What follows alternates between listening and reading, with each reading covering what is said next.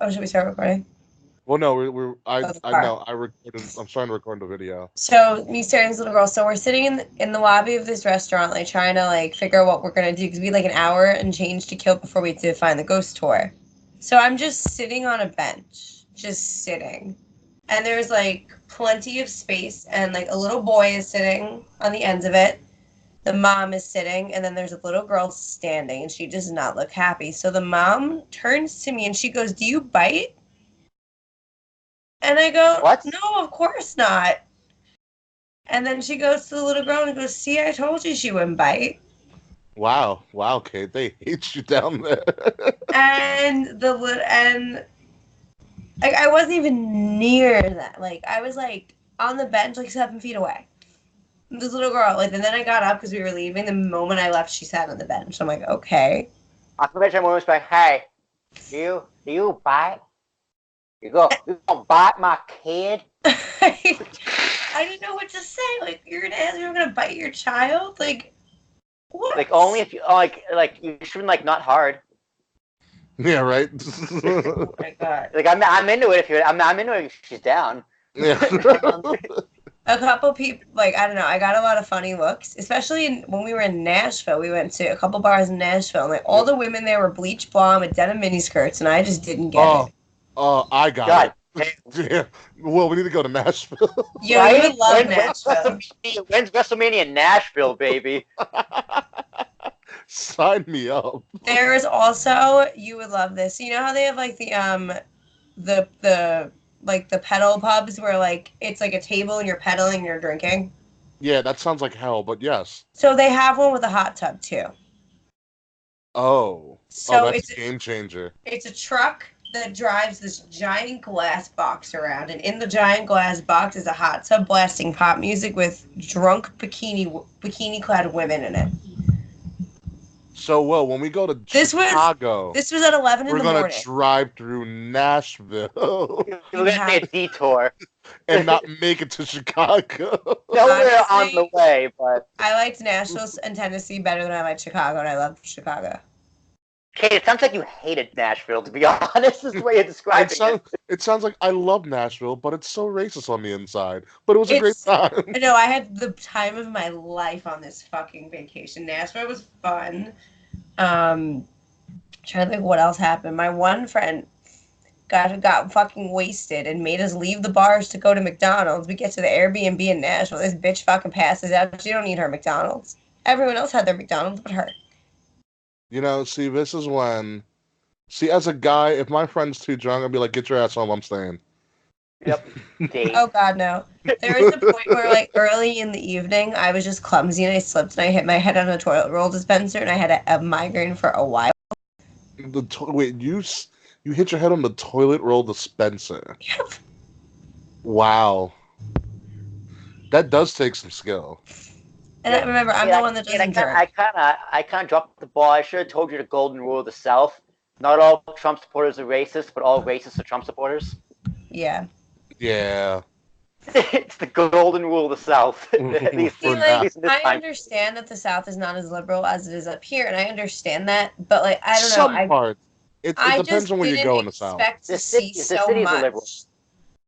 The other thing I noticed about the people in the South is like they don't know how to dress. Like because you didn't go to an actual function. Like go to a football game. Trust me, they know how to dress. No, football game in church. Oh, they know how to dress. Football game in church, yeah, but like anywhere else. That's all that matters. I also went to the Country Music Hall of Fame and it was amazing. That I can see being really cool. I almost. Fuck that, I want to go. It was amazing. I see enough of Conway Twitty on Family Guy. All right, I don't need to see him in the Country Hall of Fame. Dolly Parton. Dolly what he wanted to do but didn't have enough time. They were tits in a giant glass box. Yeah, right. I told the bear joke online at a McDonald's drive-thru. I saw the thing with like the bear pancakes. I was like, oh god, no. I ordered. It was from the children's menu too. You're my god. They let me order breakfast from the children's menu. Don't act like this in Tampa when we go to the strip clubs. Oh my. Oh, I'm fun in the strip club. Kate, seriously, I should have asked you to get a video of you trying to explain your gender pronouns to a strict Southerner. Be the first ever you mad bro on YouTube video. Right? I try, like, in the South, like, I made sure I normally have something rainbow, kind of like my keys have a rainbow lanyard on them, for example, like, stuff like that. I'd made sure I didn't have any of that shit with me in the South. Oh no, let your freak flag fly. Fuck it. Although I did openly kiss 2 women on the trip in Tennessee. Yeah, you did. Yeah, you did. Yeah, you did. Fuck Well, yeah, no, you the did. Danielles were That's the drunk. person. So that's what when the Danielles are drunk, we just, like, all end up, like, pecking on the lips. Pecking? Is that what they call it? Yeah. With tongue, Ricky, come on. No tongue. No tongue. Not what you will tell us on recording. Also, I finally listened to they'll tell. Thanksgiving today, and I fucking loved it. Oh, but the 2 hour roast. I couldn't believe it was 2 hours long. Neither did I until I looked. I was like, crap, we went for 2 hours. You know why? Because Slack was like, cut that out as audio, and we're like, nope, it's staying on. So you know what's really funny? He DM'd me the next day, from like his job or whatever. Oh. And he took a pic. Apparently, he works at like a racetrack or some shit like that. Yeah. Okay, so on the screen for the racetrack, the day the show came out, it said "Happy Birthday, Michael," and I was like, "You're working me." He's like, "I can't make this up. Even my own job thinks it's my birthday today." The Slack's birthday is now in August. That's fucking hilarious. I was like, someone has a great sense of humor. or may listen to our show as well. That would be wonderful. Oh my god. And then we end with an MCR. That was perfect. That was a great show. Truth be told, we almost had Dave on the show this week. Oh, really? Yeah. Yeah. He politely declined. Wait, you asked him? Yeah. I didn't even know. Well, because my first idea was... Really? Well, my first idea was like, hey, let's get Dave on the show. He was there. Let's have him talk about it. And he was like, well, no. Apparently, Dave is going into business with himself. What do you mean?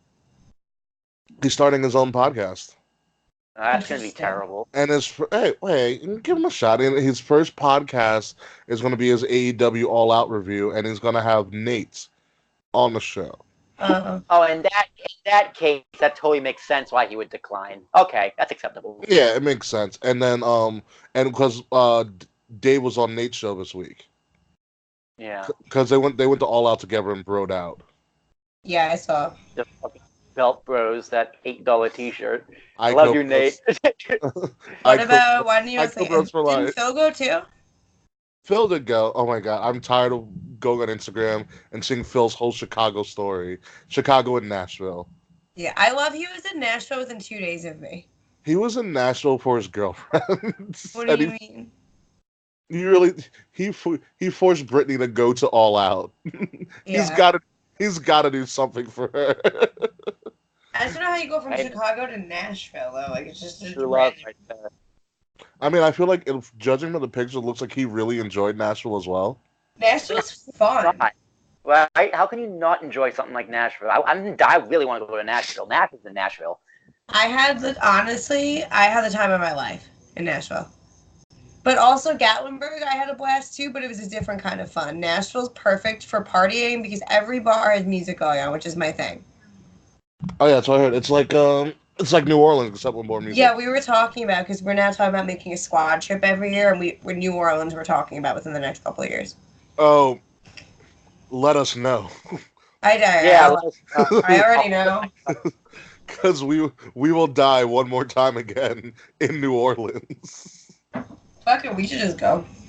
Well, I know the perfect spot. If I can get that same place again, it's literally we just take an Uber from the plane, and everything's in walking distance. Excellent.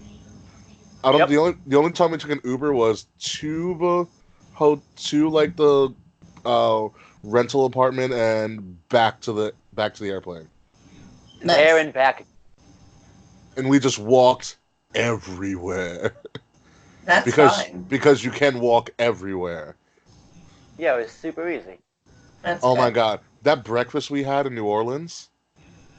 Remember that one time we woke up and it was after I think it was Cheeseburger? after. No. We went and got breakfast somewhere. Like I got steak and eggs. Oh, that bar.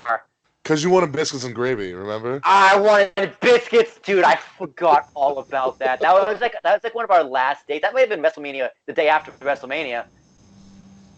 Was it? I don't remember. Dave was gone. Dave wasn't with us. Actually, I woke up and Dave disappeared. I was like, whoa, he's gone. He had to go take a piss test. It's true. It's like a red eye. Oh my god. All right. What is this? 163? Yeah. Hang on. Let me start recording. 1 second. Let me flip back. Right now I'm recording. Oh, mate, that's cable. I need PC. I just realized how much money I'm gonna waste on video games this season. What, Gears 5 and Madden? No, I'm not. I already have Madden. NBA 2K is coming out this week. NHL comes out next week. 2 weeks after that is FIFA. 'Cause I'm gonna do FIFA for the first time. Wait, NBA comes out this week? What's up? NBA comes out this week? This Friday, yeah. Shit, I wish you didn't tell me that. I didn't. I was bored at work, and I'm bored, but I was wasting time at work, and I looked it up. I was like, "Fuck, it's this Friday." Damn it! I thought I had more time. I want to see. Now that I'm making money, I'm just really tempted to spend all of it. Yeah. But I really don't want to spend any of it. And then in October, there's the new Modern Warfare, and then there's WWE 2K, which I have to buy the collector's edition tonight, or pre-order it. Yeah, I'm gonna buy WWE as well. Yeah, because it's the 20 years of SmackDown. Like I have to. That's the collector's edition. Mm-hmm. And the showcase mode is the 4 Horsewomen. That is cool. Yeah. Which they just talked about it, or they debuted it today. All right, kids, are we ready? Yeah. E. Willing and Chad Gable. Oh yeah, he is willing, isn't he? Mm-hmm. Little haircut. Oh my little god, he's gorgeous. He's so cute and adorable. little short man. Everybody with Chad Gable short jokes. Shorty G. I really hope they don't name him Shorty G. Me too. That's the worst name I've ever heard. That would suck for Chad. All right, hold on a second.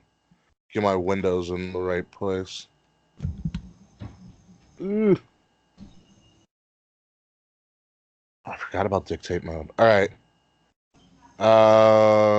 Is everybody recording? Mm-hmm. Yeah. All right. 3, 2, 1. Yay! We all remembered how to clap. That's awesome. Why wouldn't we? Wrong. That's very awkward clap. And ladies and gentlemen, welcome to another fun-filled, jam-packed episode of Kings of the Rings podcast, exclusively here on Wrestle Addict Radio. I am your host, King Ricky Rose. You can find me at Ambassador Biggs on Facebook, Instagram, Twitter, Snapchat, some people's DMs, less people's text messages, unless you're that girl on Bumble I matched with in Orlando. Anywho, find Kings of the Rings podcast at KOTR_podcast on Twitter, on Facebook, on Instagram, Kings of the Rings podcast. You can find us exclusively in the podcast world, exclusively at Wrestle Addict Radio. I've said exclusively 5 times right now. Find Wrestle Addict Radio at addict_wrestle on Twitter and Wrestle Addict Radio on Instagram and Facebook. We've all done a little bit of traveling. I came back from Orlando a couple of weeks ago. The Kate Murphy went down and got SummerSlammed in Smashville. And Will just kind of went to the gym. So, Will, how are you? I went to work a few times. Yeah, I don't have anything witty to say this week, so I'm just going to say what's up. It's me, it's Willie T. Jason Thomas, ARASHUK, exclusively in Hoboken, who's going on that exclusive train. Yeah, my week's been pretty solid. You know, I'm excited. I'm excited to talk about All Out and wrestling. Wrestling was good this week. Before we get there, It's Kate fun. Murphy, I missed you. I missed you. Happy to have you back, safe and sound. I missed you so much. How you doing? I'm good. It's I'm me, good. Very good. It's me, the Kate Murphy. You can find me on Instagram at the Kate Murphy and on Twitter at _ the Kate Murphy. I went to Tennessee for like 5 days. It was fucking awesome. I lost my voice on the drive up, or the drive down rather. We were screaming show tunes and Lizzo for hours. I blew my voice out. Played in the mountains. Saw some cowboy hats. People watched. It was awesome. I will say though, Lizzo, fantastic My artist. queen. Amazing. She has a great album. I listened to most of it. Really, really good. I think it's my favorite album of the year so far. Ooh. It fucks and it slaps. It is. She is a great voice, great attitude, and her songs are really fucking funny. Yeah. And she's So- a good role model, which I really appreciate. Very true. Very true. There's nothing like being a good role model and then being butt ass naked on your album cover. Hell yeah. Cause Hell it yeah. Hey, people think Cash is a role model, and I say, well, you're wrong. Wait, It's just factually inaccurate. you don't brush your teeth with a bottle of Jack? Gross. And I'm glad Of to be course, home. you were more of a Pinnacle guy. I understand well. Ugh. Nah, dude. Bud Light, baby. Huh. Hey, man, my thing about beer bats a consistent 300 every single year. You know exactly what you're going to get, and it never lets you down. Okay, fair. All Meanwhile, in Tennessee, I made myself virgin mimosas. So you just had orange juice. Orange juice and like a non-alcoholic sparkling like bubbly. So like seltzer? Kind of. I got a sparkling non-alcoholic sparkling wine at the liquor store. Okay. And I mixed it with orange juice. It tastes exactly like a mimosa. I just really want. We're going to put mango, White Claw, and orange juice, and just call it the Gangbang Mimosa. No. Honestly, let's it's a not. miracle that White Claw came out after I stopped drinking because I probably would have been super into White Claw. You would have been It's so everything basic. you want. I would have Everything been. you want. Alcohol and water. It's everything a growing boy needs. Well, back in my day, I was a Four Loko drinker. Who Oh, wasn't? good God. That's back Who when there was wasn't? caffeine in it, too. I Yeah. was. Okay, I've drunk Four Loko 4 times, and every single time I puked my brains out. Wow, pussy. I used to drink 2 a Sorry. night. God damn, you're a savage. I used to drink Oh, one.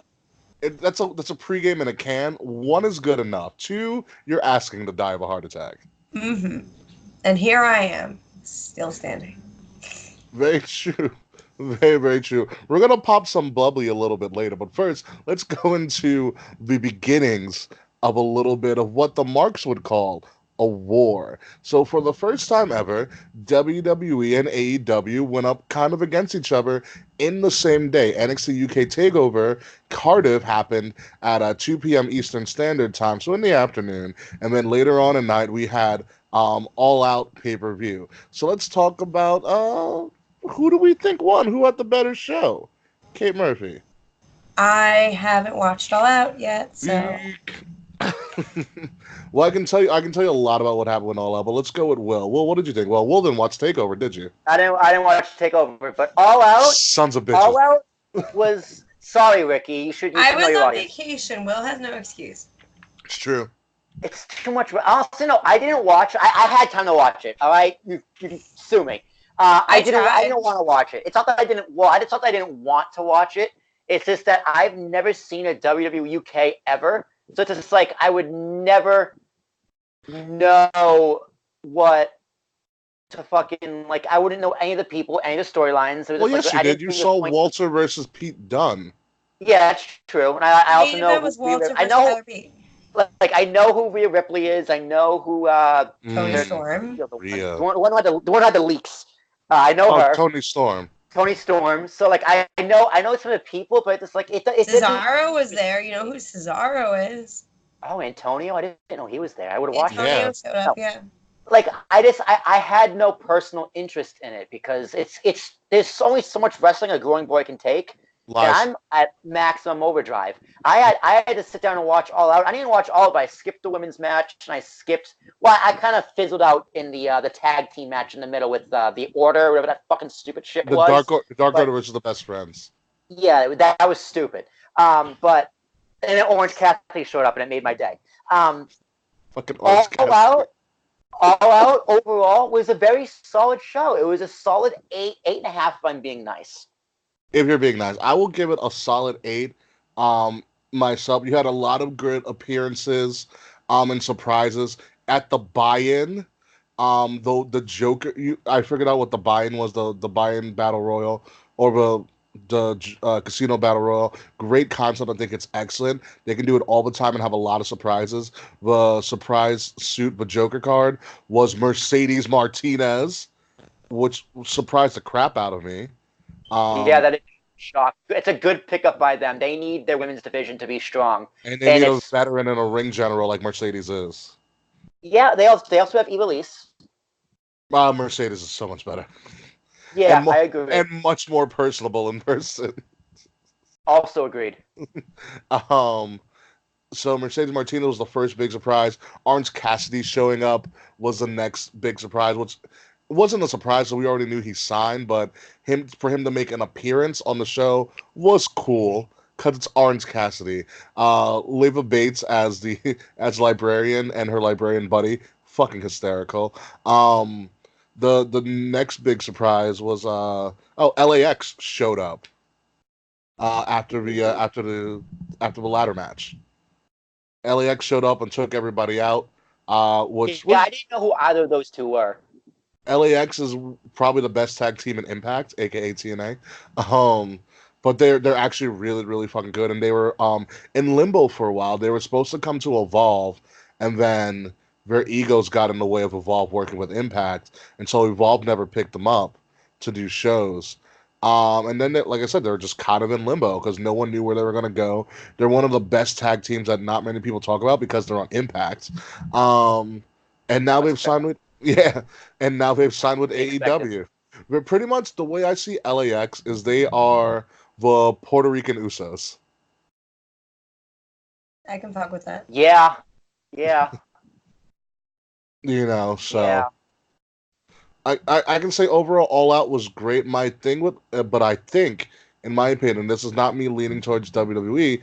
I think UK Takeover was like a half point better. And by a half point, I only mean because, well, almost half point to a full point because number one, you have emotional investment from Okay. from the from the from the crowd. Number one, but also if you didn't know what the hell was going on, WWE was able to give you a good video package, which I think is something that All Out was missing. Like, not every match had a video package. The Young Bucks had a video package. Kenny Omega had a video package where he walked fucking around Japan like he was a lost fucking soul. Those are people that don't need the video packages. Exactly. Your main event should always have video packages. Like Which it did. WWE doesn't have main event video packages for all their matches either. They'll maybe do like a 2 weeks ago on Raw to kind of set it up, maybe. Yeah, but AEW didn't have that. It was like, all right, here's a match. Yeah, they don't have TV. Yeah. And so I think that takes away a little bit from the problem. Not overall, because the in-ring skills are amazing, but there's no storyline buy-in. Like, you're in the business, as Becky Lynch said on the Steve Austin show, you're in the business of conflict. And for conflict to happen, sometimes you have to have a reason. You're not fighting for the sake of fighting. And right now, at this moment, AEW's product is just fighting for the sake of fighting, and that's where we're supposed to be right now. You have TV to set up your conflicts in the future. And also, like I said, emotional investment. And it was just, I think UK TakeOver was just a little bit cleaner of a show. I'm excited to watch All Out. I would say that the crowd from All Out really pushed it forward too. They were into absolutely everything. Yes. The indies were, by and large, the indie fans. It was amazing. But I was just like, wow. At the back of their mind, Cody must be like, wow, I love how there's a full house here, but damn, all these people would have paid $60. They fucking stayed home. Yeah, no, it's a give and take. My only other thing that I did want to say that I thought was a little bit of a negative, it's a very slight negative on All Out, was Cody's entrance. Not that there's anything wrong with Cody's entrance, is that they had huh? His poor dog. Yeah, the dog. Oh no, what happened? So in Cody's entrance, He was scared. yeah, they had Pharaoh in the tunnel, like Uh-huh. waiting to come out with Brandy and DDP and MJF. But while he was in the tunnel, all of Cody's pyro went off. Oh, So when he was dragged, when they were bringing him out, he didn't want to come out because now he's scared shitless. that You know that? poor baby. Yeah, that was the and Cody tried his best to try to calm him down, but Yeah. after a while, you could tell Did he come out? He came out. He walked. He came down for a little bit, but then they did bring him back. Oh. I mean, you have like 14,000 people screaming too, and dogs hearing is pretty damn good. So and to have that all that going off in a tunnel where all that pyro's going to be amplified. yeah, that dog just didn't know what they didn't. They clearly did not dress rehearse that with the dog. No, not at all. Not at all. Hangman Page's horse didn't give a shit. It was good, but we did talk a lot about All Out. I do want to talk about NXT UK Takeover. Again, I thought it was a great show. Cesaro and Dragunov tore down the house. I think the match that did it for me was the triple threat tag match.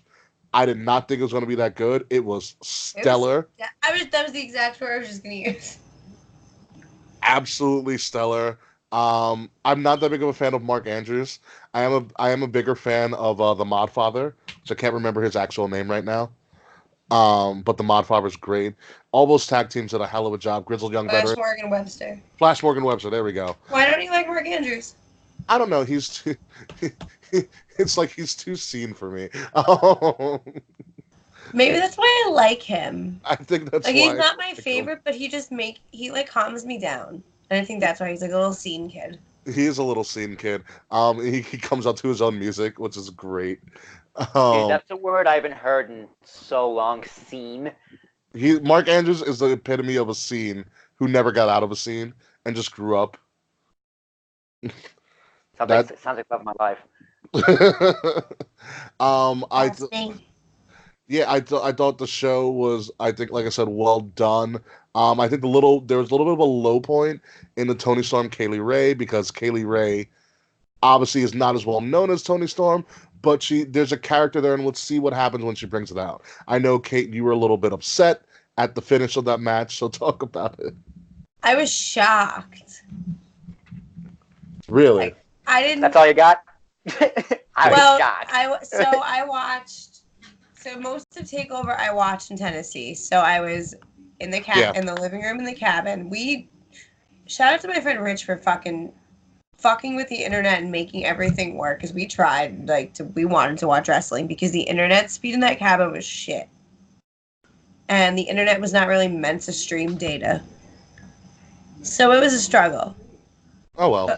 So I watched 95% of TakeOver, and I watched the rest when I came back to New York. But anyway, I'm just sitting in this fucking cabin, and I was really into it. And I'm showing some of my friends that don't watch wrestling, and then out of nowhere, Kaylee Ray wins, and I literally jumped off of the couch and started yelling. I launched like a rocket. Watching wrestling with you is probably the funniest thing in the world. It is. It is, because I just react really dramatic to a lot of things. That's true. I mean, it is what it is. I mean, that's what wrestling's supposed to do. It's supposed to bring out the drama in you. But if you're telling a good story, you should be emotional and dramatic about it. And I like that they actually, because usually I'm able to predict what's going to happen, or I have a general sense of what's going to go on. I genuinely did not see Toni Storm losing, so good on them for getting me. Neither did I. And I think it'll lead to a multi-takeover feud between them, hopefully. Yeah.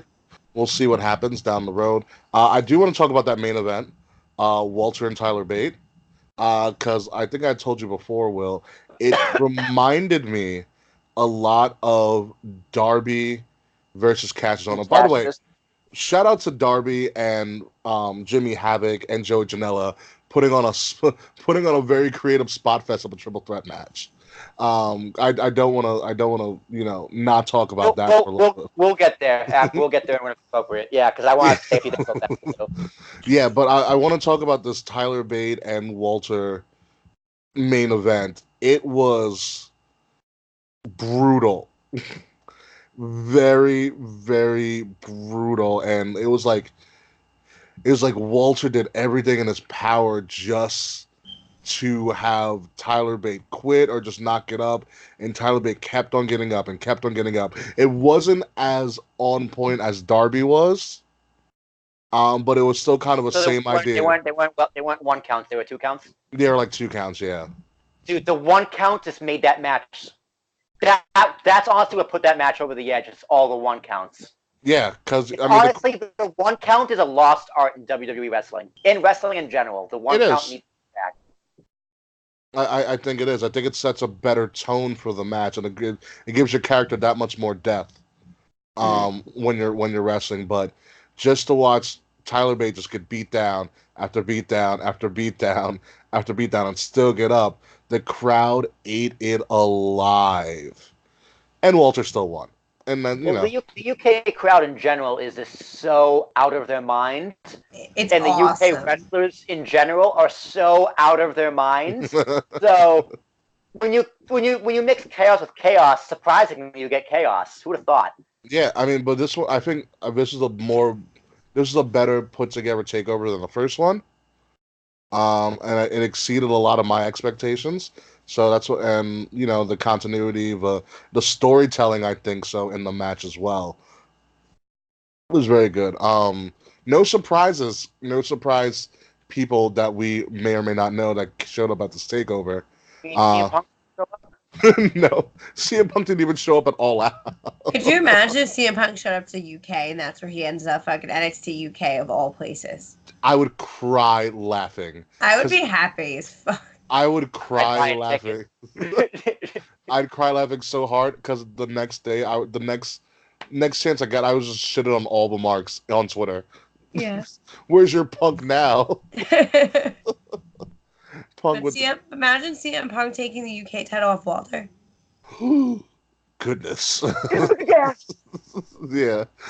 You're welcome. That would be ridiculous. And so wrestling. Wrestling in and of itself. Well, you wanted to mention that triple threat from All Out. Yeah, I was just like, Cracker Barrel? I was just like, I wonder if Cracker Barrel knows what they're getting themselves into. Because after seeing that match, like, I don't know if we want to be associated with this much violence, guys. Jeez. Someone in marketing and promotions got fired or promotion. I can't tell which one. But I thought the match was very creative. The staple gun was very weird. Because it was like, from it. Well, I was like, there's probably no staples in it. That was my first thought. There's no staples in it. There can't be staples in it. But then his arm was bleeding. I'm like, oh, okay, there's staples in it. The gaff tape was creative. Like, the match itself was very creative. Putting tacks in Jimmy Havoc's mouth. Using the barrels was really cool. It was a death match. It was an indie death match. I don't know what else there is to say. It was fantastic. Yeah. And the right guy won. Yeah, the Elder Statesman, Jimmy Havoc won. Good for fucking him. Oh, and fucking Joey Janela looks like a combination of 1998 Chris Jericho, 2007 Edge, and the guy from fucking Workaholics, all mushed into one. That's the most specific description I've ever heard. But it's so accurate. It sounds about right. Yeah, sounds almost. That's just what I was thinking the entire match. I was like, Jesus. Any other standouts from TakeOver UK or All Out that we want to mention? Kenny lost. Oh, that's right. Kenny got choked out. That's what happens. That's what happens when you walk around aimlessly in Japan as your video package. I choke your ass out too for making me fucking sit through that shitty entrance.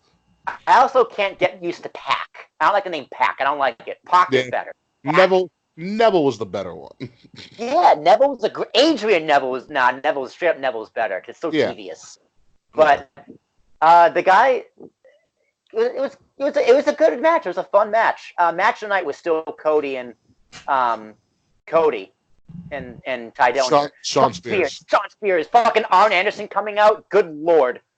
Made my God. What a beautiful move, Arn Anderson. And Tully. His right arm is like still paralyzed. Like, how can you do that? Tully Blanchard just being a dick. Yeah, dude. Like, it was again. Cody had the best match on the card with the best story and the best everything.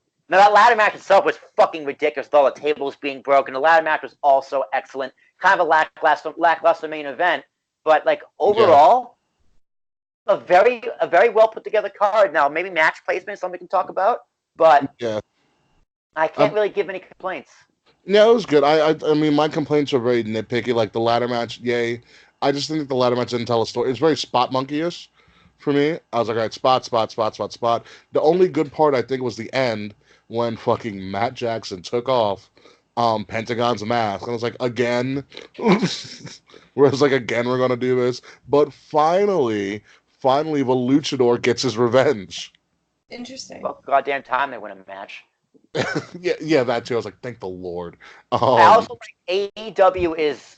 Like, the announcers are making reference to win-loss records. So, I like that. It's on their graphic, too, is their win-loss record. Is it? Yeah, so when they came out, you had the win-loss record on the right side. That's going to get very difficult when you're 3 months in, but I like it. Yeah. Oh, no, he's 34-16? Shit! With, it's like the Yankees in July. Well, this is something that might tie into something I read today. I read that AEW is discussing a potential off-season. Oh, that's stealing my idea. Yeah. So if they did an off-season, then recording a win-loss record wouldn't be so lofty. You know why? Because it would be per season. Yes, exactly. See, I don't think the wrestlers are going to like that. Or they might like it a lot. So they might be like, well, am I still going to get paid? You know, because you can get the off-season, but then that also gives them a chance to work other places. Exactly. What's up?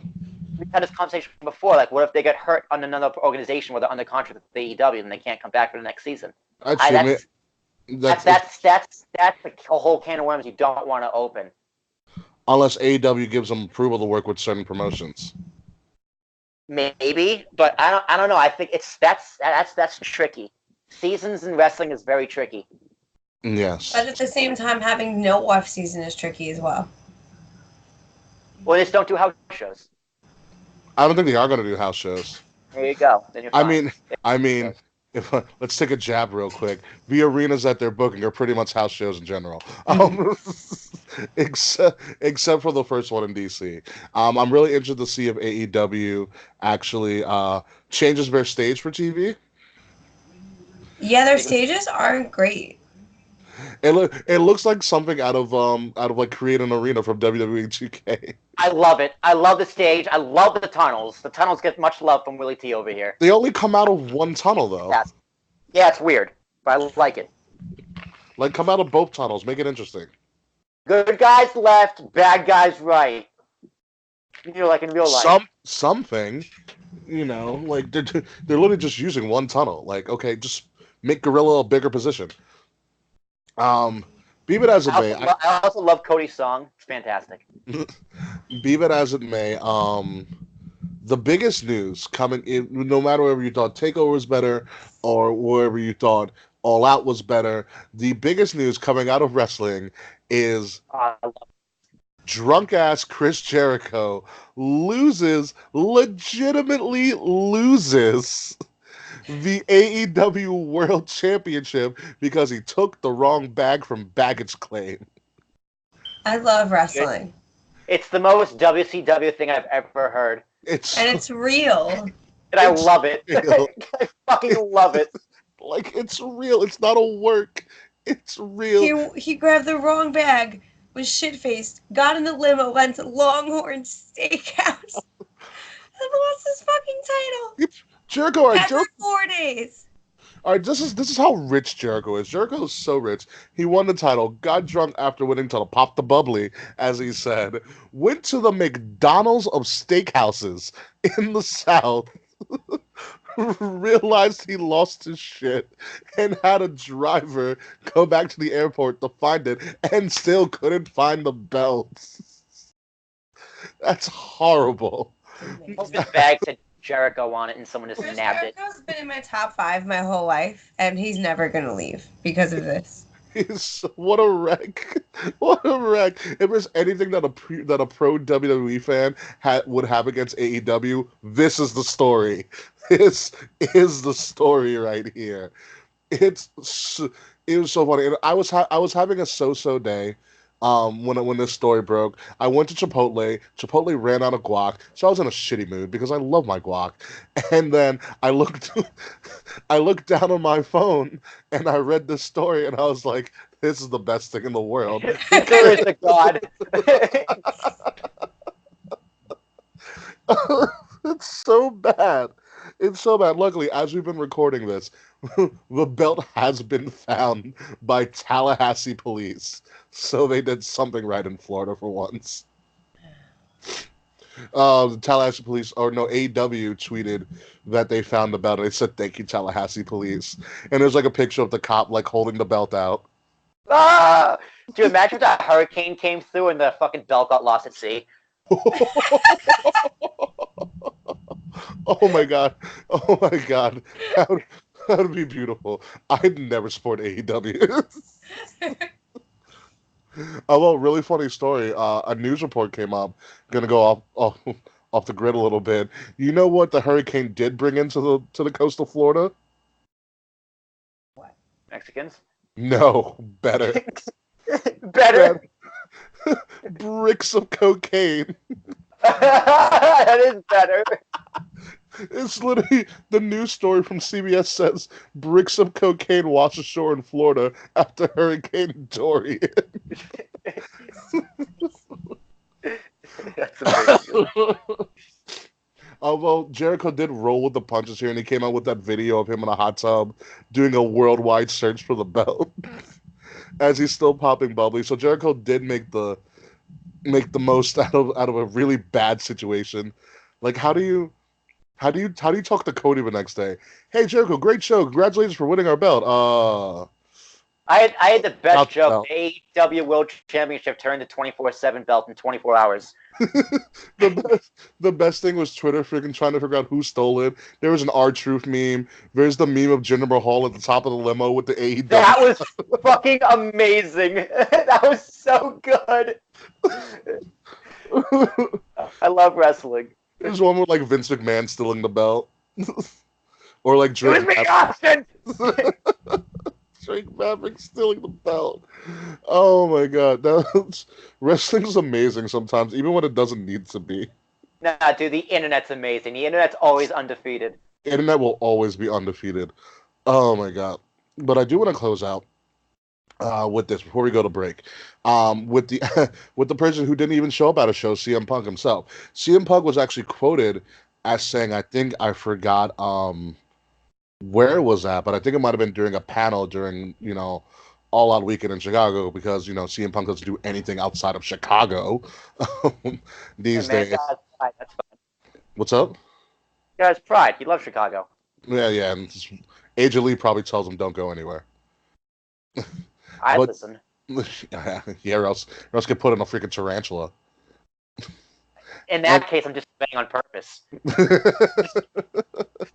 But anyway, I think CM Punk, I was gonna say AJ Lee, CM Punk, I think was asked a question about like, would he support AEW or WWE? And it was talking about this potential war. And CM Punk, I think, said it the right way. He's like, don't fall into the trap. It's okay to like both. It's okay to be entertained by both shows. It's okay to watch both shows. And that is my message to all the fucking marks out there. Don't fall into the trap of a war. That's what they want you to do. They want you to choose. But if you really like wrestling, if you really enjoy this art form, you're going to be entertained by wrestling no matter what. Fucking watch both. Expand your horizons. Don't do this to yourself, Marks. That's why you're called Marks. It's people think you're fucking stupid.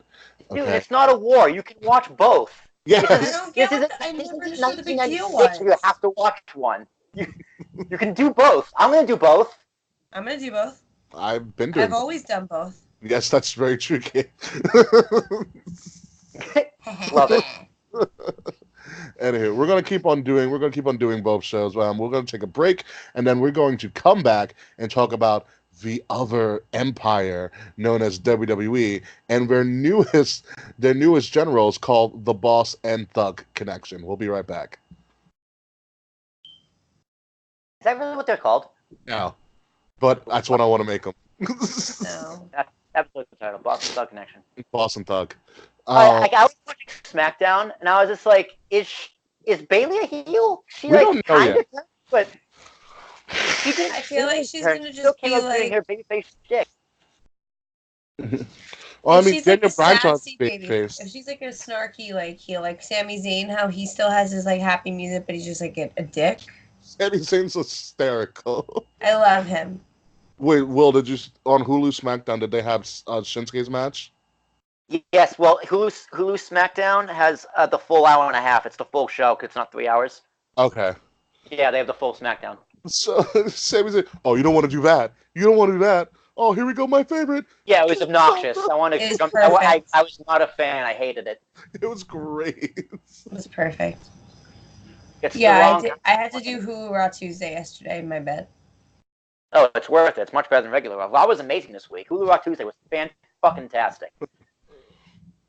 Raw was great. I was literally like in fucking like Virginia, like trying to get home, and then I just see my phone blow up because because of when Sasha. Bayley turned heel. Bayley, yep.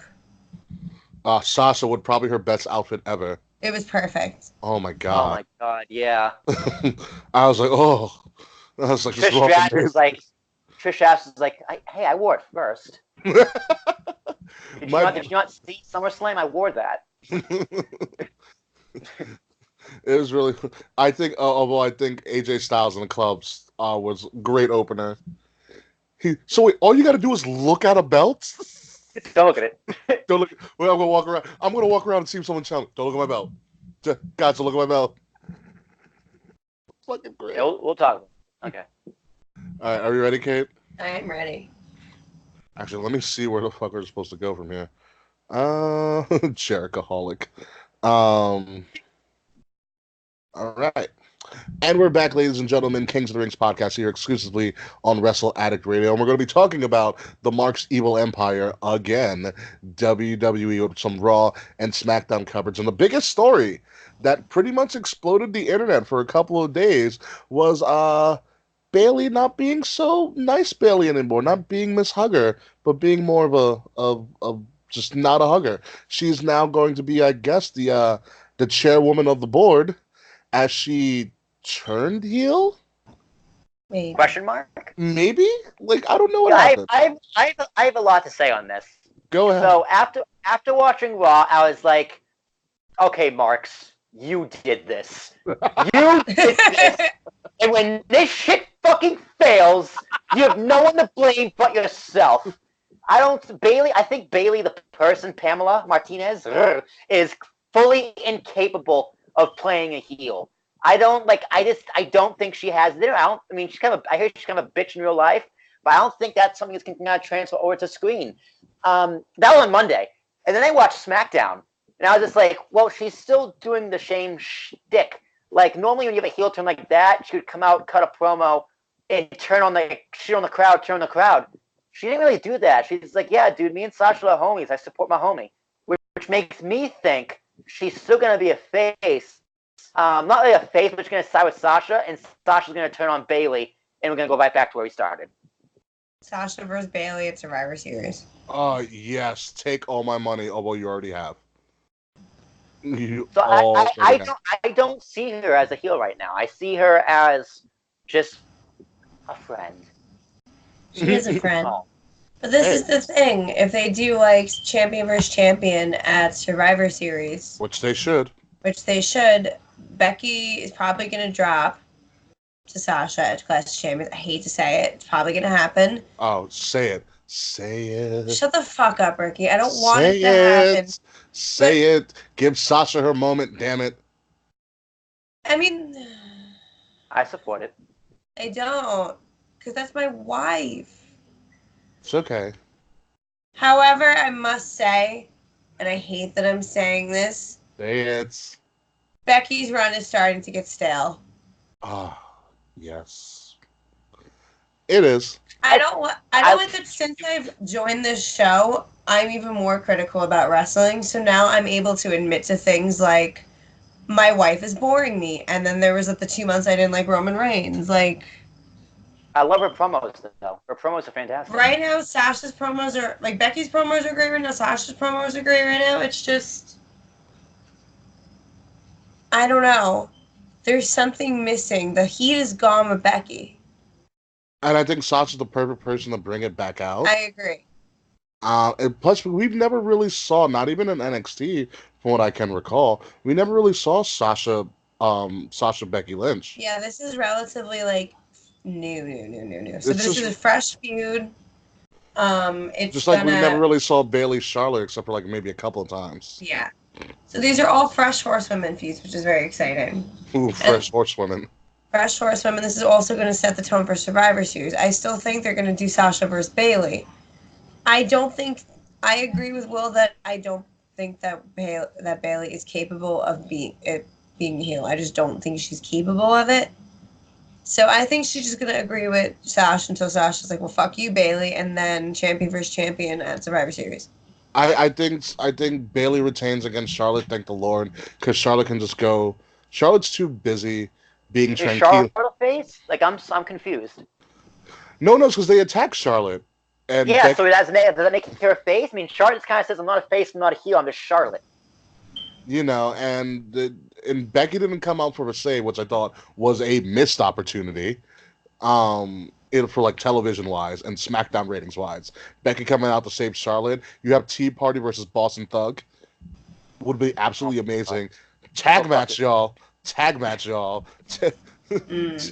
Long's losing his mind backstage. But I don't know where you put him at, but what you put with all these four women is they are the tops of their divisions, like they've been for the longest time. But now they are properly placed where they need to be. Every horsewoman besides Sasha, which is arguable, has had some kind of career-defining moment or something that's unique to them. You know, Bayley being Grand Slam, Charlotte being Charlotte, Becky main eventing and unifying both titles, and Sasha crying or something, like something like that. But now they are pretty much properly placed at the tops of both divisions and at the top of the women's division, respectively. And that's going to piss off a lot of marks, like, oh, give somebody else a chance. But I'm going to tell you why that's not going to happen. And it's going to be because of 2K Showcase Mode is featuring the 4 horse women. Get used to them being around for at least Survivor Series. I have no complaints about that. There's nothing wrong with that. There's nothing wrong at all. You need people at the top for other people to kind of take down when the time is right. But the time is not right to take them down off the pedestal. There also aren't a lot of people to take them down. Ruby Riot's on injury. Liv Morgan is still not back yet from changing her gimmick. Yeah. Who else? Freaking the Iconics. You got Natalia, you got the Iconics, you got Fire and Desire. Peyton Royce on her honeymoon. Peyton Royce is still on honeymoon. No. You got Fire and Desire looked good. They looked incredible. That group finisher's perfect. It's Naomi. Where's Naomi been? I don't know. Naomi has been TV. There's Ember. There's Lacey Evans for all the nasties out there. I haven't seen her on TV since she lost that mixed tag match. She was on Raw. Not Hulu Raw. Oh, her and Natty faced off. Yep, not. Yeah, I didn't see that. Yeah, her and Natty faced off. It's pretty good for all the nasties out there. Dude, I didn't realize Shazar got his music changed until like 4 weeks ago. What took you so long? Really? He wasn't on Hulu Raw, man. He wasn't on. What are we gonna do? Watch regular Raw? Didn't make a cut. Yeah, Cesaro changed his music. And it's a lot of green, even for my liking. I like green. What's up? And you know who's actually been getting a lot more time, especially on the mic. If you watch SmackDown, Rowan can cut a promo. Yeah, that was weird. That was awesome. I want more of it. He's iron clawing people, and he apparently likes to get slapped in the face. That was also confusing. Like, he turned on Daniel Bryan. It was very weird. Was he like auditioning to be a daddy or something? He was like, "Keep hitting me," and I was like, "Yeah, take it easy, Kate." Yeah, it was a weird, like, it was a good promo, but he was very obsessed with getting hit in the face. And him and Roman are gonna battle it out at Clash. Oh my God, Roman's gonna hit Rowan in the face. Oh, that's gonna be really hard for announcers. Roman and Rowan. I don't like it. Someone's gonna screw up. That's why they're calling him Eric again. Yeah, they're gonna call him Eric. Eric. It's in the graphic. Is it really? Yeah, it is. Eric Rowan. Oh, well, that's the only way you're gonna get around it. Yep. Oh, Roman and Rowan. I don't know. I mean, it's turning into something. It's kind of a weird thing. Daniel Bryan being in total complete denial, I think, is actually really funny. I hate liars! I hate them! Yeah. What are you doing? I'm your friend. I'm your friend. I like how Rowan called him Dan. He's like, "Come on, Dan!"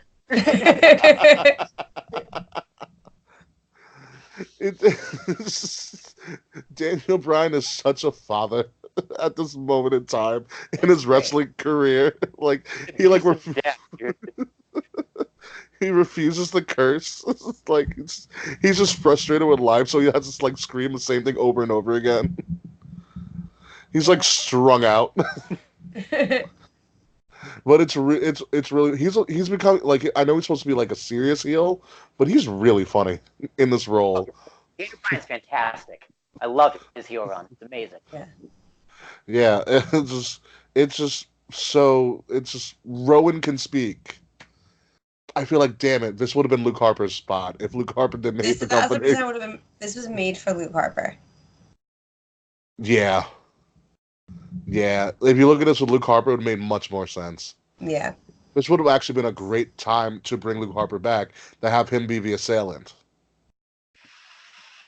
But nope, what do I know? What do I know? Anywho, moving along to podcast. What's up? What is dudes on a podcast? Yeah. Yes, 2 dudes and a B.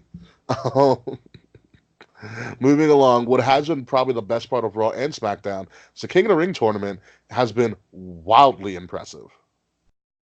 Agreed. The 2 matches on SmackDown were very good. I like the triple threat. It's different. I've never seen this. Is new to King of the Ring. Yes, it is. It is new to our show. We've never covered our own tournament. Never. It's surreal. It is different. I like that it's different. It's creative. It's going to make a fantastic showing from Madison Square Garden next week, and I will be there along with Jeff Palmaccio, Not Your Mama Soap Opera, cheap plug. So it's going to be a very interesting time, and I feel like they had to do something big for Madison Square Garden. This is one of their big things. You're gonna see Austin again, you asshole. And the Undertaker on Tuesday, bitch.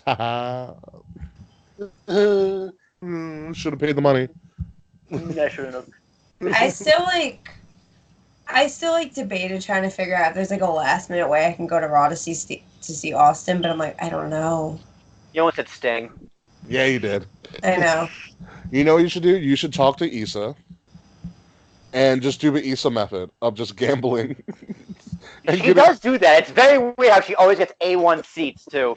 Yeah, I feel like you just hit up Issa and be like, listen, I'm in a conundrum. Tell me your ways. She'll be like, bitch, I got you. Well, it's a matter of I have to figure out the logistics with work because my work schedule's so fucked up this week because of vacation. I don't go back to work till Friday. Yeah, I hate you for that. I know. I was supposed to go back tomorrow, but then they're like, something got fucked up. I love work. Let me just say that. I fucking love going to work. It's amazing. Wow, you're in work honeymoon moment right now. Yeah. Oh yeah, it's totally in the honeymoon phase. I'm still learning. I don't hate it. I don't hate it yet. I can't wait in 3 months. I fucking hate it. All right. So who do we have left in this King of the Ring tournament? We have Elias, which I was very upset about because I thought Ali had it. You have Elias. You have Chad Gable. Gable, Jordan. No more Jordan. We have No. Ricochet. Yeah. I We was going to have say Joe and Joe. Corbin. Joe and Yeah. Corbin. I was going to say Chad Gable and Andrade. I would watch them in a best of 7. Fire. Fire. So All fun. right. Who do we get? Here's Who's the the thing. finals? I have Andrade and Ricochet. Well, Andrade's out. Andrade's out. Sorry, I got Elias and Ricochet, unfortunately. I have a really large fear it's going to be Elias versus Corbin. Two heels. No, you need a babyface for the crowd to cheer. Look at the brackets. Every single one has been babyface and heel. Every single match. Every single one of them. So a babyface is winning and a heel is winning. I think Chad's your babyface that has to win. Chad's gonna go. Chad's the NCAA. Chad's like the 16 seed in the NCAA that makes it all the way to like the finals, and still loses to the top dog. Loses to Corbin. Corbin or Samoa Joe. Or Joe. I see. I would love to see a Whoever clash wins of on Raw is styles. winning the King of the Ring. Yeah, because I don't think Ricochet's winning. I don't either. Corbin has been looking fantastic as a wrestler in this tournament. I would like to see Samoa Joe win it because I think he would make decrees from the throne the entire show and be really funny. Yeah, that would be dope. I think I'm going to call it right now. I think my final is going to be Samoa Joe versus Chad Gable. Chad Gable wins in defeat because he'll be over as hell with his feats of strength. Joe was in a segment with Gable on Tuesday as well. That's right. He made short jokes. How clever. Yeah, right. I was like, wow, this is really piss poor writing.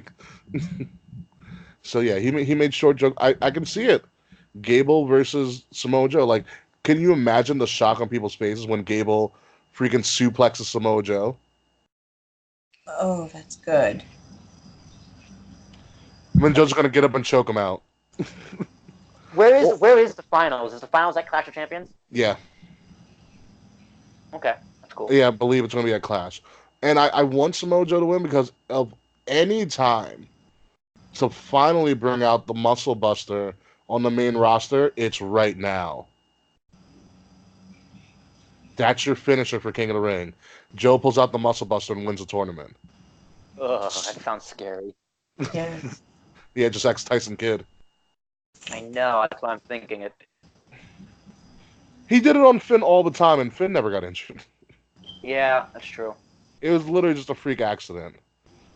Hey, shit happens. When you party naked. I mean, Seth Rollins was all about that. He had a couple of freak accidents that retired careers. Hey, man. He had his dick leaked, too. He also dated a Nazi sympathizer. That also happened. And look at, now he's engaged. To my wife. Yes, Can't yes. wait for that divorce. Yeah, right. It's gonna be straight fire. Anywho. Oh, nailed it.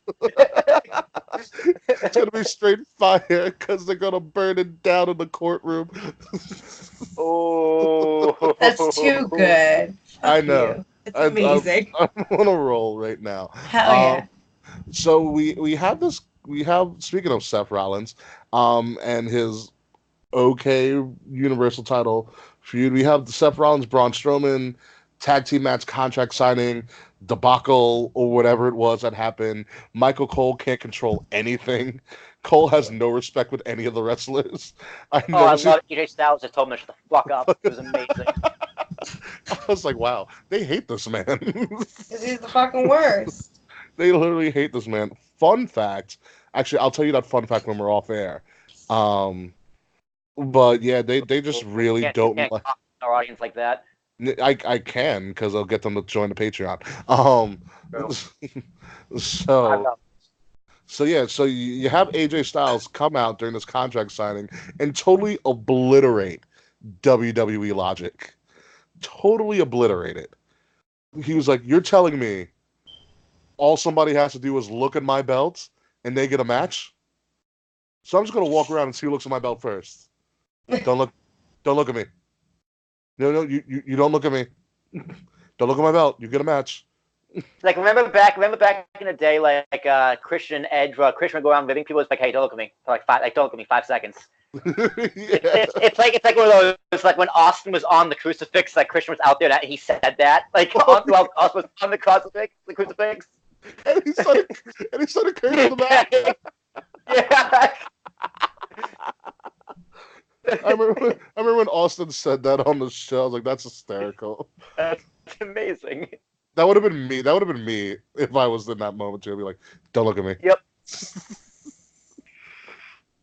Oh my god. But yeah, it's about time that WWE starts to make fun of their own selves. And I think Paul Heyman running Raw is giving them that freedom to be like, hey, wait, we just wrote something stupid. Let's attack the fact that this is stupid.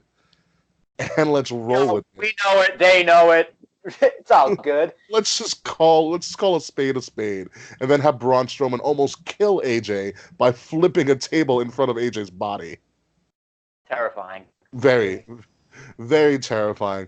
I mean, it was such a clusterfuck, like all contract signings are, to the point where Stone Cold miraculously tweeted that he was watching Raw and was like, you know what? I'm going to come to MSG and do this contract signing the right way. And I swear to God, if Stone Cold does not stun Braun Strowman, it'll be a failed opportunity. I have another thing I think might happen. I think The Fiend is going to come fucking do the mandible on Stone Cold. That's something we need to talk about. Challenge him to Hell in a Cell. That was phenomenal. I'm so excited. Oh, the fact that he totally fucked with Vince. That was amazing. King of the Night goes. No, not the puppet. The puppeteer. That's my King of the Night. Just how he imitated Vince. He's like, Vince, but look at all the stuff I got for you. Huh? Yeah. Open up, Vince. She's feeding him $100 bills. That I wonder how Vince feels about that. But I'm for sure. It's really funny because they do have the Vince McMahon doll for sale on WWE Shop. I looked this morning. No, they don't. Yes, they do. They have all of the puppets. All of the puppets are for sale. How much is the Vince one? I think it's like $35. That's totally worth it. I might. I have nowhere to put it, but if I had somewhere to put it, I'd probably buy it. You should make your own Patreon show with the Vince puppet. Just me and the puppet. I would do a Patreon show with the puppets. Or we could do a YouTube. We could do a YouTube show where we go around as the Vince McMahon puppet and talk to people. I would. You're fired. There's people on the street. You're fired. Fired. We go to indie shows and we talk to all the wrestlers with the Vince McMahon puppet. It's in Grand Central. I hate Austin. I hate Austin. Each puppet's $35. I'm in the gym with the Austin puppet, with the McMahon puppet. Oh my god. The Vince puppet is called the Boss Firefly Funhouse puppet. Oh, it's so worth it. That'd be hysterical. If anyone wants to buy, I really want the Ramblin' Rabbit one. Isn't that the one that says like "Help me"? That's fine. Oh my god. It's such a good gimmick. It's so fun. I really hope the Fiend doesn't attack Austin, because then we'll never get a fucking contract signing, and next week's the go home shows. And so we need a contract signing. Could you imagine? No, dude, the Fiend's gonna come out, Austin's gonna stun him and bury him. It's fucking Bray Wyatt, remember? Yeah, but I think the Fiend is gonna. You know what I think would probably be the bigger shock? The Fiend takes out Taker. Oh. Yeah. Oh. There's your moment. There's your new MSG moment. The Fiend debuts in MSG, takes out Taker, and guess what? You never see Taker again. Just as, like, I don't know how Braun Strowman literally threw Big Show out of a steel cage. And did you ever see the Big Show again in a wrestling ring? Nope. Yeah. Yeah, he was with the bar. No. He was thrown out after the bar thing. But he wasn't in the room. You got a hip replacement. Oh, yeah. And that was the last time we saw Fat Big Show. Then he got in crazy shape. He's still Fat Big Show. I mean, he's a fucking giant. Of course he's going to be fat. Yeah, I think the Fiend shows up. Fiend is showing up at MSG, no matter what. Totes. Totes my goats. You know what's For really sure. crazy? They had um they had Chase Bridge tickets on sale. Oh, fuck you. Fuck you. I'm in Right, your the stupid face. I'm in the lower bowl, but I'm not. I thought about just like reselling and buying Chase Bridge tickets, just to chill up in a fucking skybox. So that free refills, bruh. Oh my god, those free refills are gonna be freaking amazing for a 3-hour show. Um, but yeah. So wait, this is Clash of Champions coming up. Real quick Yeah. before we go to commercial break. Who the hell is AJ facing? Who is anyone facing? Who is the women's- Nakamura's facing The Miz. Nakamura and Miz. Seth and Braun. Becky and Sasha, Bayley and Charlotte. Then Seth and Braun are facing Rudolph. Yeah. Rudolph. Who are the New Day facing? The Revival, right? I believe so. New Day and Revival, I think. Randy and Kofi. Who the fuck is AJ facing? Unless would That's somebody? the last match. What if it's What if it's a triple threat? between who? Braun, Seth, and AJ, winner take all. Dude, you're gonna have a Seth and Braun in 3 matches. That's too much. No, it's a triple threat. Yeah, but you have Braun and Seth fighting the belts and in a title match. Yeah, that's still happening no matter what. You're gonna put Seth and Braun in 3 matches in one night? No, it's 2 matches in one. Winner take all. The tag match is one match, and then the other match. Oh, I see what you're saying. No, I still think it's too much. I mean, they did it once before when it was John Cena and Seth Rollins, and that stole the show at SummerSlam. That's John Cena. But it's also John. It's also John Stewart. Yeah, he ruined that. He made that match amazing. What are you talking about? I hated it. That was I have to go back and listen to my reactions. I honestly don't remember. From thinking back, I hate it. That was the best part of the match. It was great for Brooklyn. Brooklyn loved that. Anything to screw over John Cena. That's why it worked so well. But yeah, that's just the big... left the Daily Show back then. That he just left the Daily Show back then. No, Trevor Noah's doing a good job. John Stewart left the Daily Show. Yeah, that was his first appearance on the Daily Show. That's what I mean. Yep. His first appearance, and he went. And you're right. No, Seth was on the Daily Show with John. That's right. Yeah, my bad, you're right. It's okay. You'll get used to it. So yeah, that's the biggest mystery. So while we dabble and while we try to ponder the mystery of who the hell AJ Styles' opponent is going to be at Clash of Champions, we're going to take this very, very quick commercial break. We'll be right back. All right. So now for the big news that I was going to tell you about I might have told you, Will. You might not know, Kate. I actually know Michael Cole's niece. Interesting. You might Wow. Is Michael Cole's niece the girl on Bumble? No, I wish. Oh, there's a girl that follows me on Instagram who's related to Hulk Hogan. Interesting. Yeah. Too bad we don't know each other in real life. Yeah. We know each other through like a mutual friend, and we follow each other for no reason. But yeah, Michael Cole's niece showed up at Parlay a couple of times. Because she went to fucking Adelphi. What? Yeah. So my friend is like, Ricky, you talk to this girl. She's like, oh, you like wrestling, right? I was like, yeah. She's like, I'm Michael Cole's niece. I was like, what? Not to be rude, but who brags about that? I would. Yeah, right? I fucking love Michael Cole. Okay, when Michael Cole didn't say welcome to Raw, I was like, what the fuck is Cole? I've been watching wrestling for 10 years and I've never missed a Michael Cole. Man, it's never taken a day off. I was like, oh, contract signing. That guy got Raw safe. Yeah. The best Michael Cole's when Vince McMahon's not in his ear. When he did the UK tournament the first time, fantastic Michael Cole. When Vince is in his ear, he's the worst. He's the worst. He's going through the motions. Yeah. You know what? You know Cole's not really his last name. Is it Coleman? No, it's because it's Mackenzie's last name too. It's Coulthard. Coulthard? Yeah, Cole is way better. It's Coulthard. Okay. Yeah, his niece was actually really chill. She's like, I don't even watch wrestling. I was like, it's okay. I know your uncle. It's fine. Your uncle's kind of. The worst. The worst and the best. Yeah.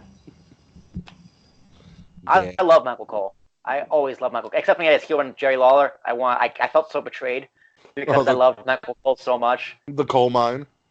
I hated it. It was so annoying. You know what Michael Cole I loved? I liked Frost Tip Michael Cole. Like Michael Cole when he first got into the business.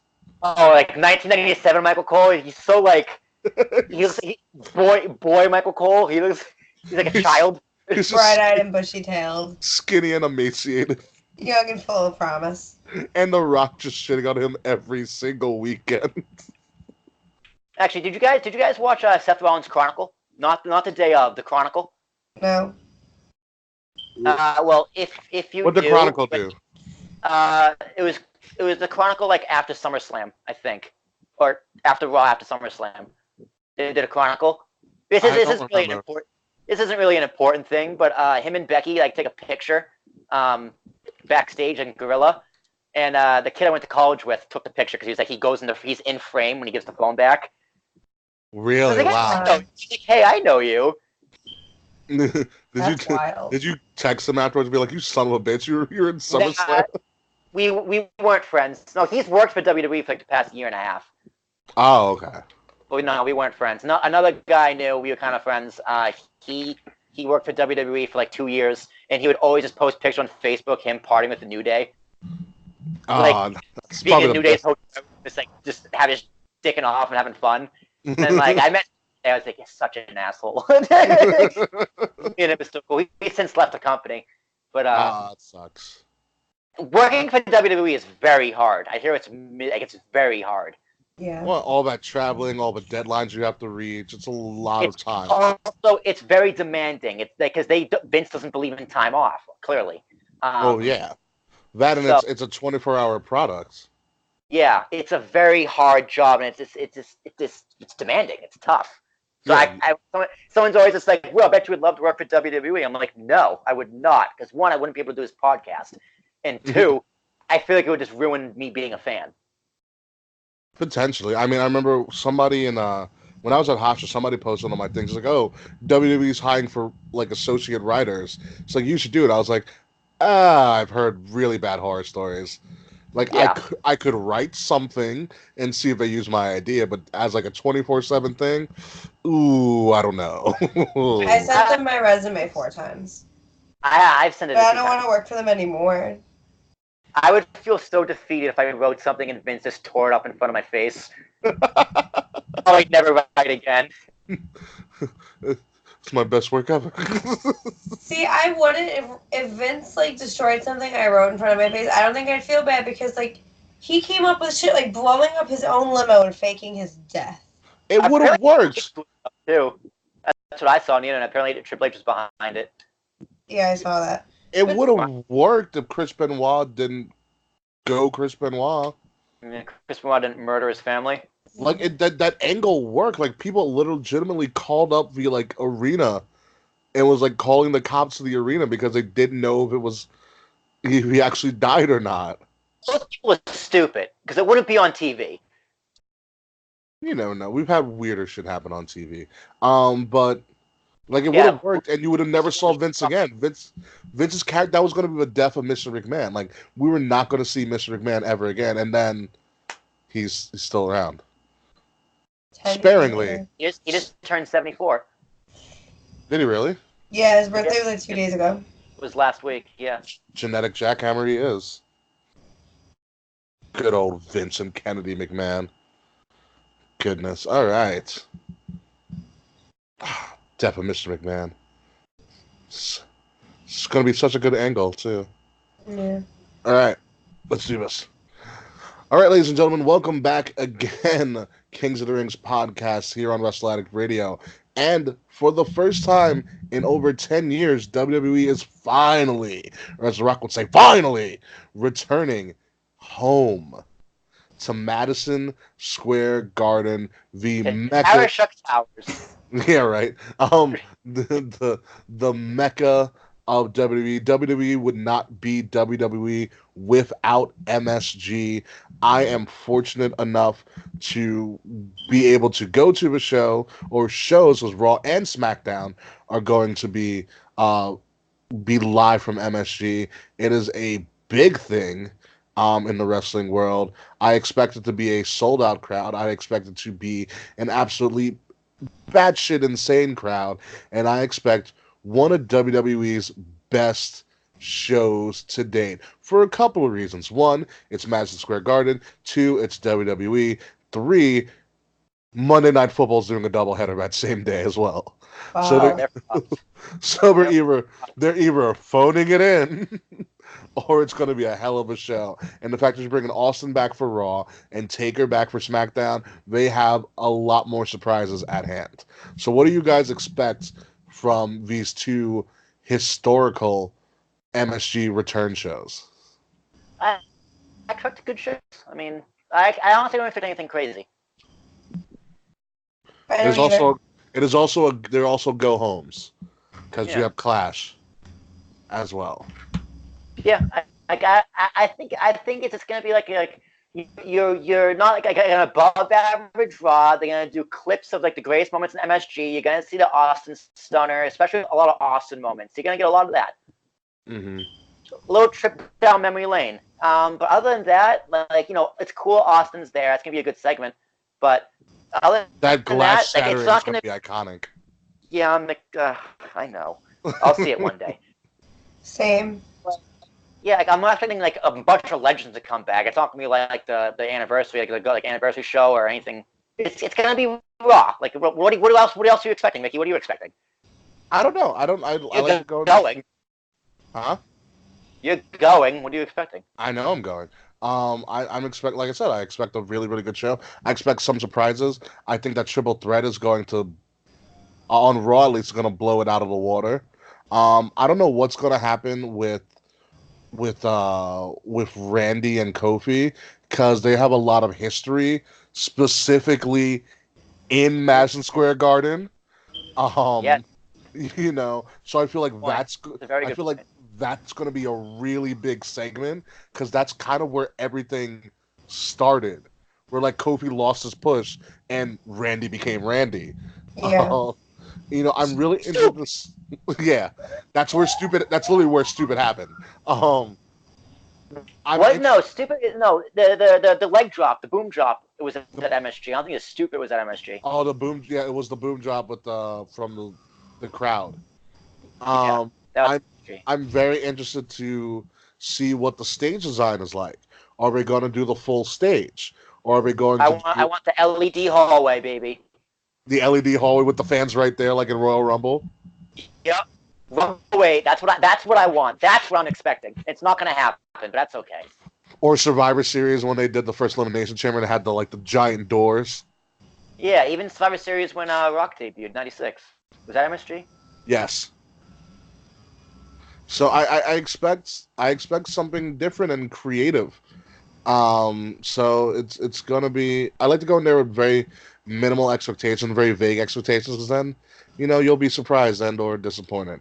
I expect 205 Live to be good. I'll stay for that. Expect Rock, because that's what you're getting. What's up? Expect Rock, because that's what you're getting.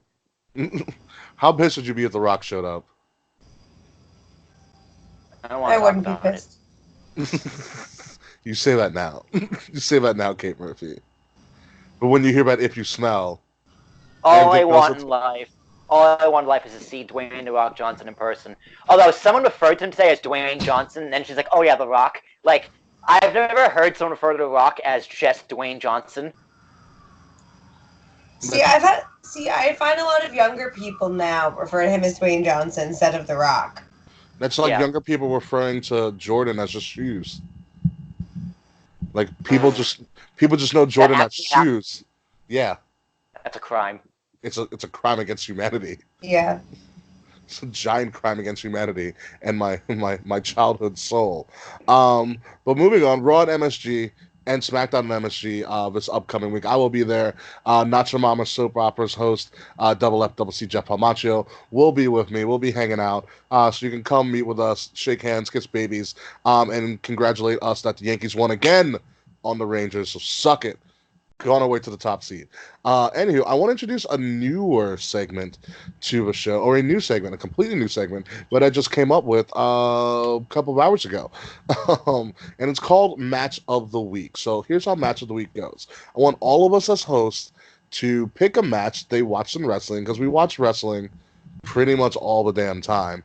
Pick a match from this week in wrestling. Watch wrestling then. You have Hulu. Pick a match in wrestling that you really enjoyed. It may be a match that we talked about at length. It could be a match from AEW, could be a match from WEA, could be a match from MLW, from Evolve. Any match you've seen this week, what was your favorite match of the week? I'll go first, since it did come up this thing. My favorite match of the week was actually from NXT UK TakeOver. The Triple Threat Tag match was absolutely fantastic.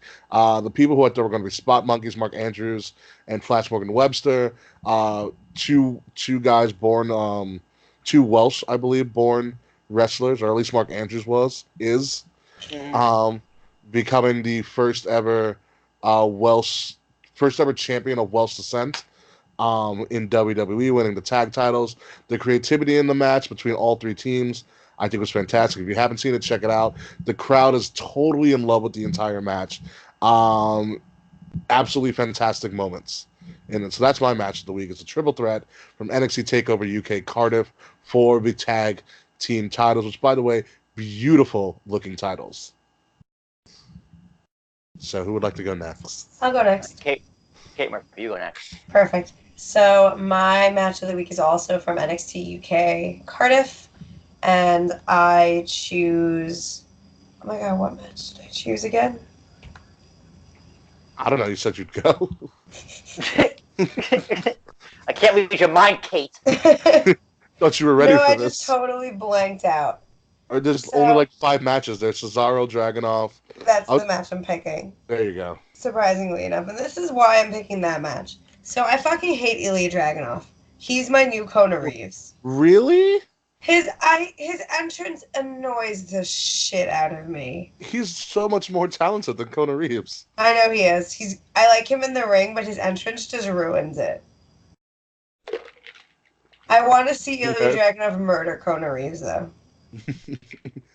But Cesaro spinning him around like 40 times, like, that was cool in itself, but... That was the longest swing ever. In the history. He literally swung a person around 40 times. It was insane. But the cool thing about that match for me was watching it with like a bunch of my friends, like in a cabin in Tennessee, some of which like don't watch wrestling or like wrestling, but they were just like watching it with me. I thought it was just nice. So it was half sentimental, half that match was cool. Wow, that's interesting, because it's a very hard hitting match for them to watch. For people who haven't watched wrestling, like the uppercuts he was hitting on Dragunov, it's very intense. Yeah. All right, moving on. Will, what is your match of the week? You kind of sprung this up on me. This is a tough one. You're welcome. You know, I'm a sucker. I watch wrestling like anyone else for the story. You can even do nostalgic matches that you watched. Huh? You can. I know you do Wrestle War, so. No, I'm not picking anything from 1996, especially August. I'm going with Cody Sean Spears. You know, Cody's matches, all of them since his debut in AEW, have been fantastic in my opinion. So, you know, the personal with the botched chair shot, you know, the entrances, you know, minus the dog, the Arn Anderson, the Tully Blanchard. I thought all of it was fantastic, and it delivered. Above all, it delivered. And it was a good story, beginning to ends, and I love it. So that match, great match. How long before Tessa Blanchard signs with AEW? 6 months. Her dad's already there. How long into her contract's up? Stuck in Impact limbo. Anywho, all right, move on. King of the Night. Reverse order, Will. Oh, I already told you. The puppeteer. The Vince puppeteer. The one that had to eat $100 bill. Yep. Phenomenal. Loved it. All I was right. thinking, like, I wonder who the puppeteer is. Who has that job? Does have to hire a professional puppeteer? It's probably like an intern. Maybe. Well, whoever that intern is, you got a great honor on your shoulders. Put that on your resume. It's probably like NXT talent. Or something like that. It's Kona Reeves. It's Sean Spears. Hey, buddy, you gotta get called up to Raw. Holy shit, what am I doing? You want to be a puppet? What? By a sundial. Wow, I shouldn't have called half my family for this. I made a fucking Facebook post for this shit. The cool thing about the Firefly Funhouses, I've noticed, Bray does his autograph sessions now in like a makeshift Firefly Funhouse. That's incredible. That's awesome. I love wrestling. Murphy, who's your king or queen of the night? My king of the night is Ramblin' Rabbit. Why are we picking puppets? I liked the Help Me sign this week. Oh, that Bray was like... Dude, pick the fucking guy who slipped on ice, alright? I don't want to fucking hear it. You know, he's fucking human, okay? He's a fucking human. That was fine. Fine man's a puppet. No, the hand is the human part. The puppet You is didn't not. say we can't pick puppets. Piece of fucking fabric. The puppet's on a stick, alright? You need two hands for that. Whatever. My queen of the night is it Sasha fucking Banks for the fourth week in a row? I don't give a fuck. She's great. Oh my god. Have you seen that outfit? It's been 4 weeks. And she's still on fire, damn it. And you know what? She's human. She's real. She doesn't need to stick up her ass to get anything done. She does it all by herself. You'll never understand this, but the power of boners is a very powerful thing. I mean, it's science. I mean, you know, men have killed over boners. I know. Most wars have been started over boners. Also true. Except for World War One. Someone just killed Franz Ferdinand. And dude, a 16-year-old kid changed the world forever. Yeah. Pretty much. You know why we have internet? You know why we have this podcast and the internet? Because some 16-year-old kid killed a foreign leader. Yeah. That's a podcast for another day on You Mad Bro, and me and Nash actually talk about it. Yep. Some punk decided. Fascinating. Yeah. World War One is absolutely fascinating. Yes. But it is my boo in blue, and the best dressed woman in all of wrestling right now, Sasha fucking Banks, cutting great promos, getting her best friend back. Because best friends stick together through thick and thin and through chair shots, no matter how many times they've tried to kill each other on Raw and SmackDown, and that giant feud in NXT that no one really talks about, ever. And I really hope they face off in Survivor Series, and the only thing that would put the icing on the cake is if they put Izzy in the crowd in Survivor Series. Yes. If I get word that Izzy's showing up to Survivor Series, I'm like, oh, it's happening. Sasha and Bayley. They've got to do it. Like, hey Izzy, here's $2,000 of switch seats. It's really fuck with WWE. We'll dress you up like Izzy. I'll shave my beard. No, I'll keep the beard. Fuck it. Let's make it really awkward. I am 12. Can you be Izzy for Halloween, Will? Oh my god! No, I'm being Dice Clay for Halloween. That's what I decided. Leather jackets in the mail. Oh! Your Dice Clay is really good. Wrestling keeps me busy because I'm going to wrestling dressed like Izzy. Oh! It's actually really good. This is very, very good. All right, so I'm a clever bitch. What do you say? When you have the mental capacity to do it, might as well use it. Last but not least, we have this thing called War Meet and Greets, because whenever we're at a show, we'd love to meet up with people, and I will let you guys know, but like I said, I'll be at MSG, Jeff Palmacho will be at MSG, so we'd love to meet up with some of you guys if you're in the area. I know the 4 for All WrestleCast will be at AAA that following Sunday, for the Lucha Libre show, again at MSG, except it's going to be at the theater at MSG because they couldn't sell enough tickets for the arena. But be that as it may, a bunch of us are all looking to go to Evolve as well, and potentially Shine and Evolve, September 21st. That's Saturday. You're going to see the likes of Allison Kay is going to be there. I believe Mercedes Martinez is also showing up as well. Kate's secret boo, Austin Theory, will be defending the title against Josh Briggs.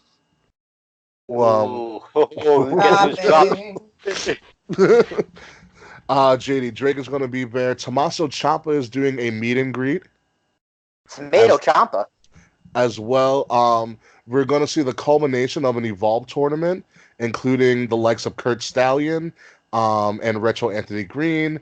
There's going to be a tag team match with Eddie Kingston. A lot of these people that I've just mentioned, we've interviewed on this show. So here's a personal connection. Kurt Stallion, actually, I got word, but he is going to be selling merchandise, and all the proceeds of his merchandise are going to go to the victims of the mass shootings down in Texas. Nice. So yeah, just come out and support, because we will have a presence at all of those events. MSG, AAA, and Evolve. It's going to be a really action-packed September for us, and that's just shows in general. And then we got Patreon stuff. We got the Survivor Series hangouts, which I believe it's going to be myself, Will, and Mance is going to be in town as well. So you get yeah, that's awesome. So we get to hang out with Mance as well in Chicago, and all of that fun stuff. So we got a lot going on this fall. And also we got potentially me and Will losing my voice once the Yankees make the World Series. Fuck yeah, they just got to make it past the fucking Astros. Yeah. So Kate, just fair warning. That's hard. Kate, fair warning. If the Yanks make the World Series, you're going to be running the show for a month. What? You're going to be running the show for a month, because Will and I will not watch any wrestling. It'll be straight baseball. All right. That is facts. I will be at a bar for every single game, drunk off my ass. Calling out of work. It's a fact. No, I'm not going to do that. It's a fact. Yeah, it's going to be... You got to keep in mind, football season's starting.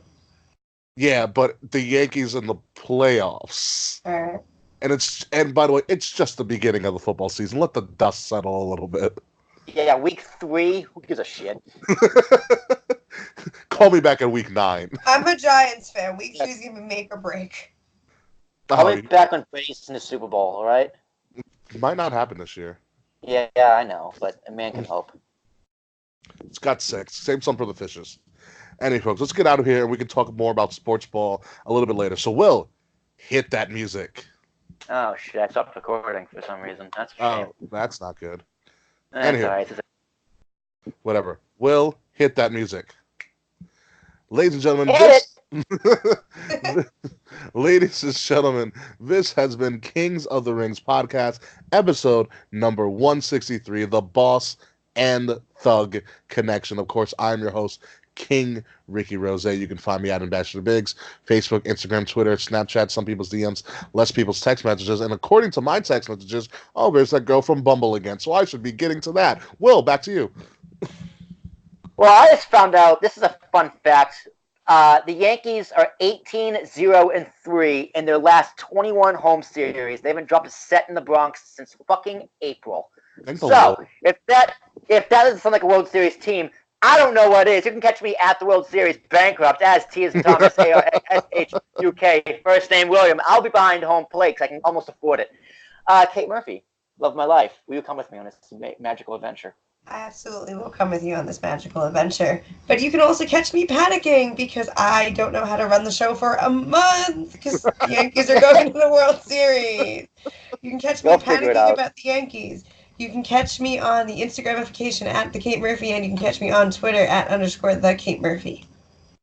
All right.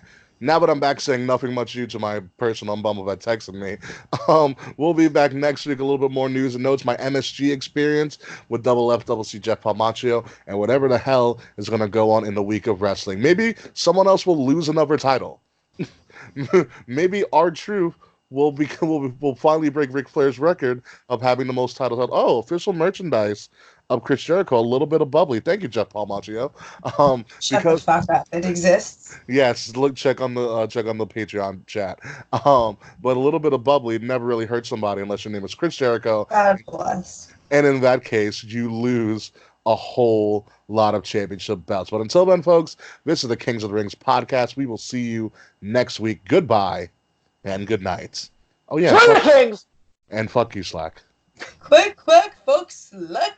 Also, happy birthday, Slack. Happy birthday, Slack. Sorry I missed your birthday. See you soon. That's fucking gross.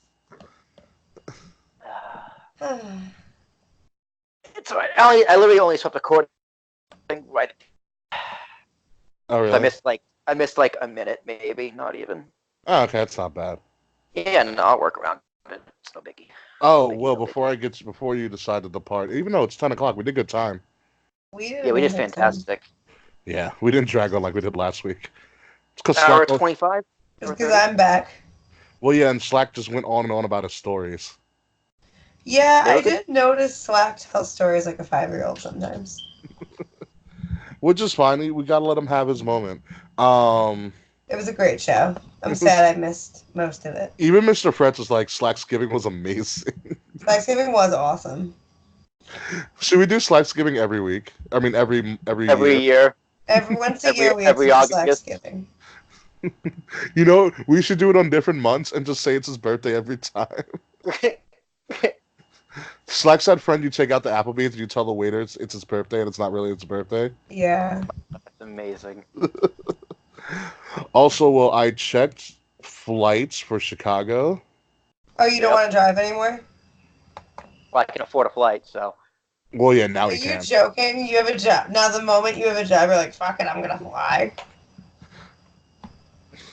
Yeah, man, I'm being a little sick for my britches. Can I tell you, though, like, so my road trip to Tennessee was a blast. Like, it was a 16-hour drive from me to Nashville. It was amazing. Yeah, I kind of do want to drive, though. That's the thing. It's up to you. I mean, if we're going to buy tickets, we should buy them soon. Like, we're in the window where prices are relatively cheap. Would you fly from Newark? You can make it to JFK. Just take the air train. Ugh. Actually, Sam used it. Sam used it to get from Jersey. He took like the E train to Jamaica, and then Jamaica. You take the air train. There's a shuttle from there. No, it's the air train. Air train, whatever. How much? It's like a monorail. No, I know how much. I know how much is the tickets. I think you mean for to Chicago?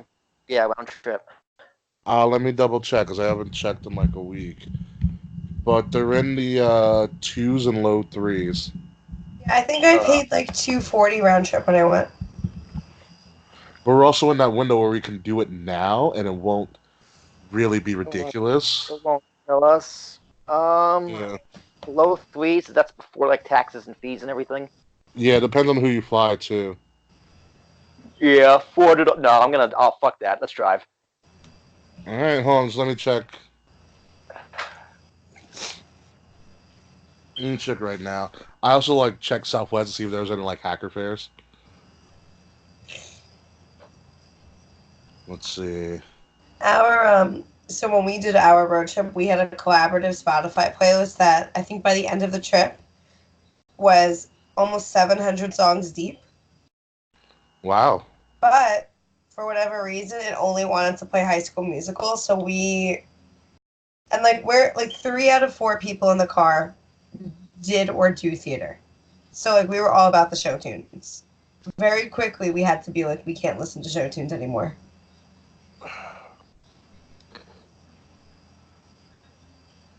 Let me see.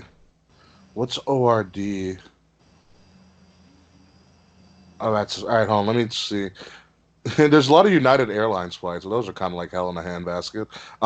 Why? It's United Airlines. Well, actually, no. American's god awful. Let me see. Oh, that's O'Hare. Let me see. It's takeaway. Actually, cheapest one from JFK is $218. It actually isn't bad. Mm-mm. Um. There's a new Jericho video. Another one? Yeah. Hi. Can you hear it? I'm AEW Yeah. champion Chris Jericho. And less than 24 hours after I launched a worldwide investigation to find my missing championship title, it's been returned to me. That's not because of any law enforcement agency that was too busy with posting pictures on Twitter and then deleting them and then posting them again, or a funny meme or a clever GIF. It's because of me. It's because I brought the fear of God into the hearts of those who robbed me, who committed grand larceny. I told you I hired the best professional private investigators in the world today.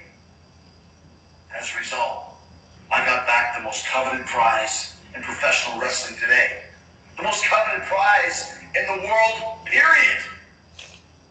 Worth more than Marcellus Wallace's briefcase. More valuable than Han Solo dipped in carbon. Critically revered than the Ark of the Covenant. The AEW Championship title is back where it belongs.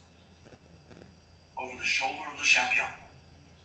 As I sit in my palatial estate in my beautiful mansion, drinking a little bit of the Bubbly. I once again demand, and rightfully so now more than ever, a thank you from the entire AEW fan base, from the entire AEW roster, backstage, front office, in the ring, all across the board, because I did once again exactly what I told you I was going to do. I got this championship back, and I am never, ever letting it out of my sight again. I hope he loses it again. I'm never going to lose it. I'm never going to be robbed of it. You're going to have to pry it out of my cold, dead hands if you want to take this from Chris Jericho They ever don't again. challenge Mark Jericho. They'll do it.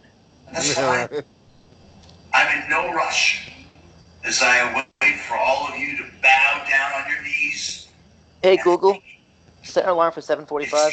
Tomorrow at 7:45 a.m. Set. Thanks, bitch. You're welcome.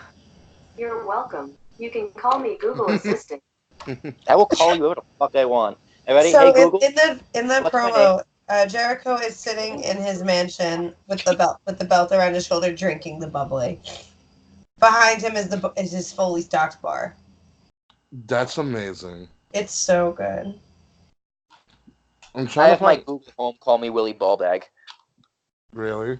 Yeah, it's pretty funny. Oh, God damn it, United Airlines Jr. Really early ass flights. Keep my mind's made up. I'm driving. Alright, cool. It's fun. You can fly. I'm gonna drive. Can you imagine you driving 13 hours by yourself? You'd lose your mind. I probably wouldn't, actually. We lost our mind. There were 4 of us in the car. We lost our fucking... The drive back to New York was the most manic thing I've ever seen. The last, I think, hour and a half, my two friends were asleep in the back, so my friend Danielle was driving, and I went up front with her to, like, keep her awake. Mm-hmm. And it was just me screaming for a while, just playing the most absurd music, just yelling, because she's like, I'm falling asleep. I need some psycho energy. Oh, the playlist is already being made for this road trip. It's gonna be fucking amazing. Is it really? Yeah, it's gonna be on video for the GoPro, for the Patreon people. It's gonna be me singing along to this music while driving and going fucking nuts. So have fun with that. Wow, flights don't seem that bad anymore. The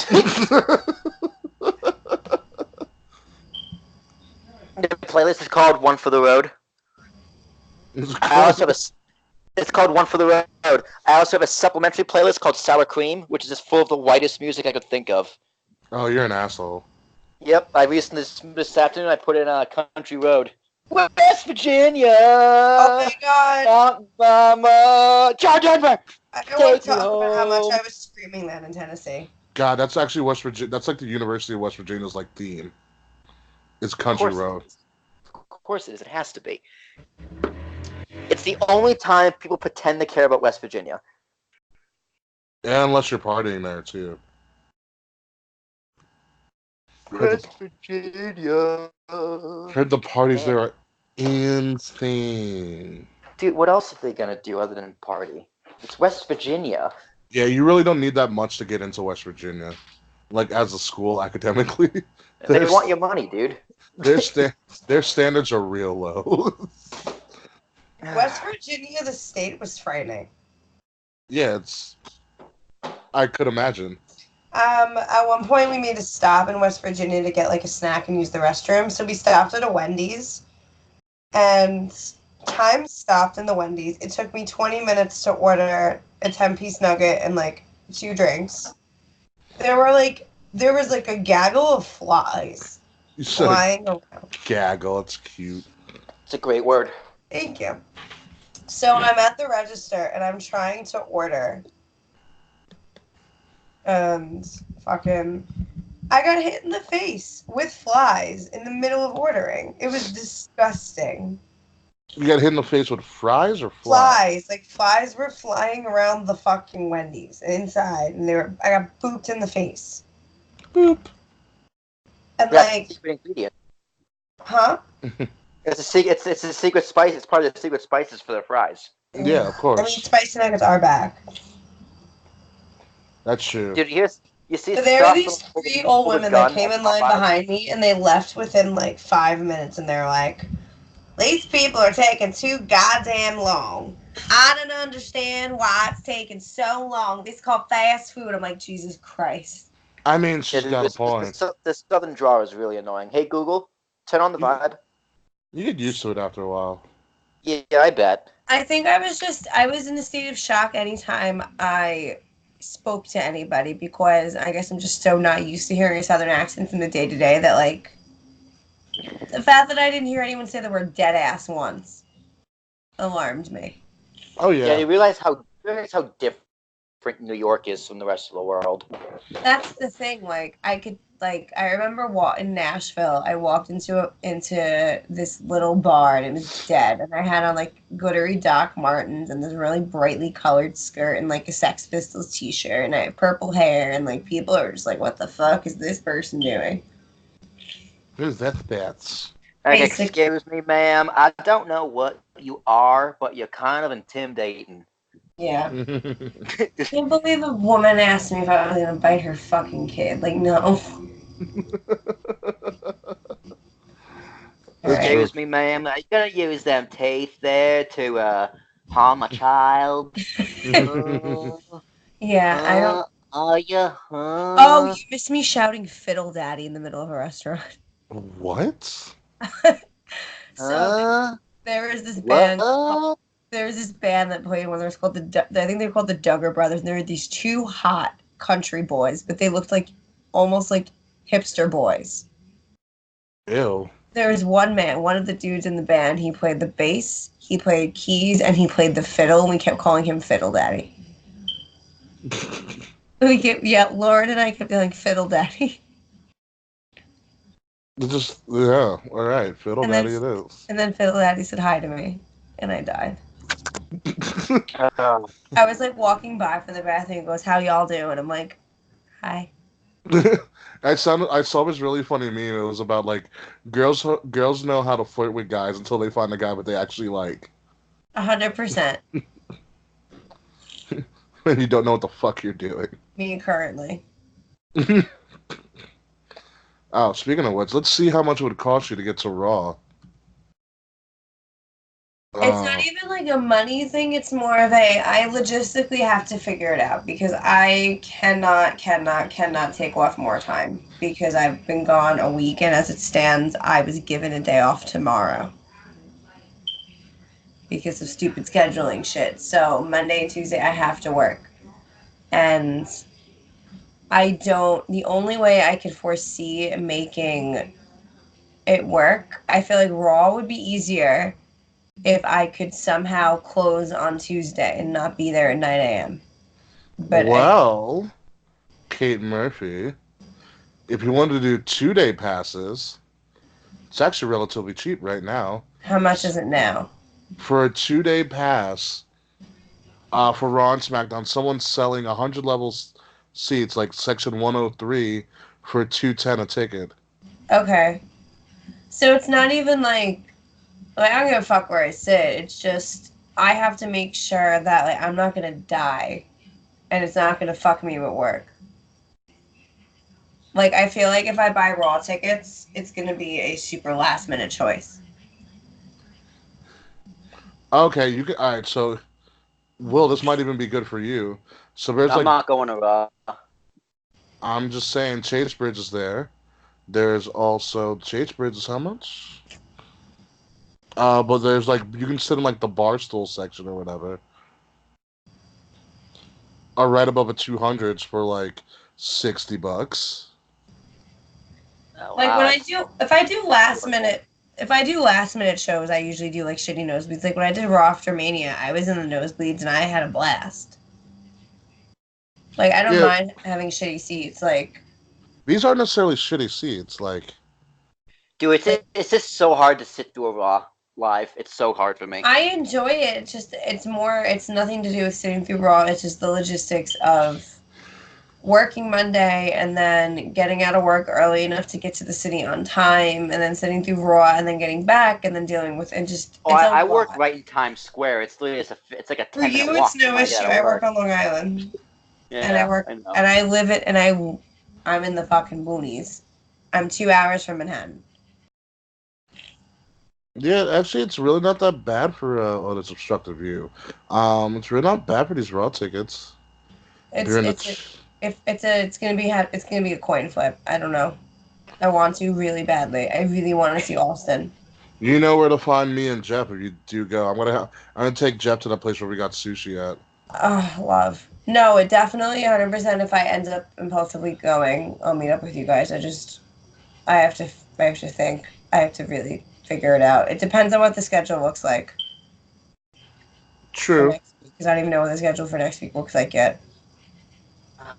God damn it, Ricky. What? I'm gonna pre-order NBA. Are you really? Why Yeah, pre-order it? dude. Just get a day off.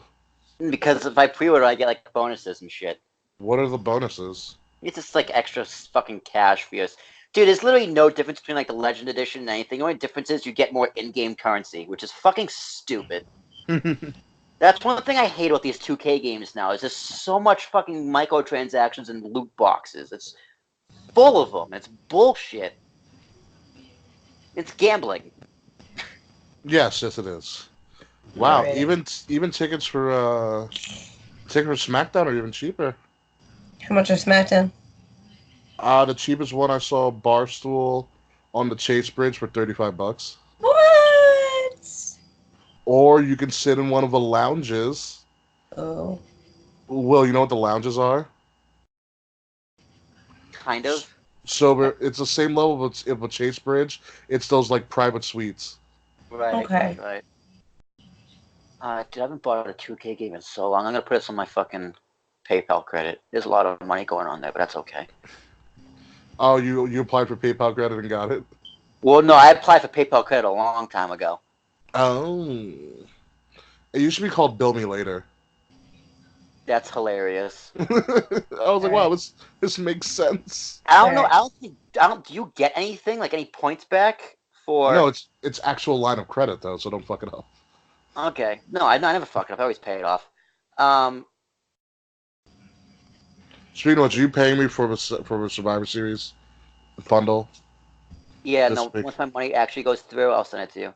That's perfectly fine. I'm just making sure. Got to keep on top of Yeah. who owes me what because It's 184, right? yeah, because I'm running a fucking fantasy league and those bastards owe me money too. Right. No, I got you. The payment's supposed to go through today. Okay. Let me check. I'm also supposed to fucking buy tickets for a concert in December. It's only $35 though. What concert?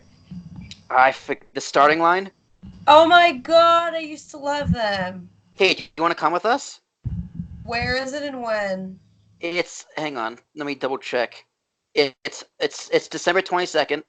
Okay. Webster Hall. Possibly. It's a Sunday. I'll get back to you. Okay, because I'll send you a link to the tickets to Ticketmaster just in case. Thank you, thank you. Also, Kate, let me know about Evolve. yes. I think I'm probably on the Evolve. Again, have to double check with the schedules. Let me Because know. September is a weird month because we temporarily have a second assistant manager for a few weeks. Mm-hmm. So they closed one of the stores in our district. So the manager of that store, who we're friends with, we adopted him until he either gets his own store or he gets another job, basically. Gotcha. So for right now, he's acting as a second assistant manager. So, which is why my shift got cut tomorrow, because my DM is crazy and he's mad that neither assistant manager is scheduled for 40 hours. So I kind of lost the day because of that. I'm like, so Mike can have 40 hours. I'm like, fine, whatever. But so because of Mike being in the store, the schedule's going to change just a little bit, and I'm doing some Saturday mornings. Gotcha. Yeah. So I have to just make sure that I can be off for Evolve, because it's Saturday, right? Not a Sunday? Yeah, it's Saturday. Okay. It depends, and let me know if you want to go to the Shine show as well. Do you know off the top of your head how much tickets are for each? You can probably get both of them for 40. Not It's bad. like $80 total. I mean, there really isn't a bad place to watch, wrestling. And the $40 seats are like reserved seats. If by chance they're sold out, we can always buy general admission for like 25 and just make sure we're like the front of the line, and you Yeah. just sit right in GA. But I'd Oh, rather do. Evolve. Yeah, there's not a bad. Laboom. It's not a bad seat in the building. Yeah. Okay. We'll figure it out. I'll know. My mind didn't go through yet. I'll And then know better when I go back to work Friday. Yeah, man, just all you'd have to do is save money to buy meet and greets, like if you want to meet Champa, Okay. or if you want to because a lot of the wrestlers after the shows or after their respective shows, if you go to Shine and or Evolve, they'll be outside like selling their merch and taking photos and all that hot shit. Okay. All right. No, I definitely really, really want to go, and I don't have anything going on that weekend. It's just a matter of I have to figure it out with work. Sure. 'Cause I feel this- like you and Champa you would fall in love with Champa. Probably. Honestly, one of the nicest dudes I've ever met. That's cool. Yeah. All right, I'm gonna run. I'm gonna run to see you, Patreon people. Good night, Patreon. Well, are you gonna say goodnight? Yeah. Good night, friends. Love you all. See you tomorrow.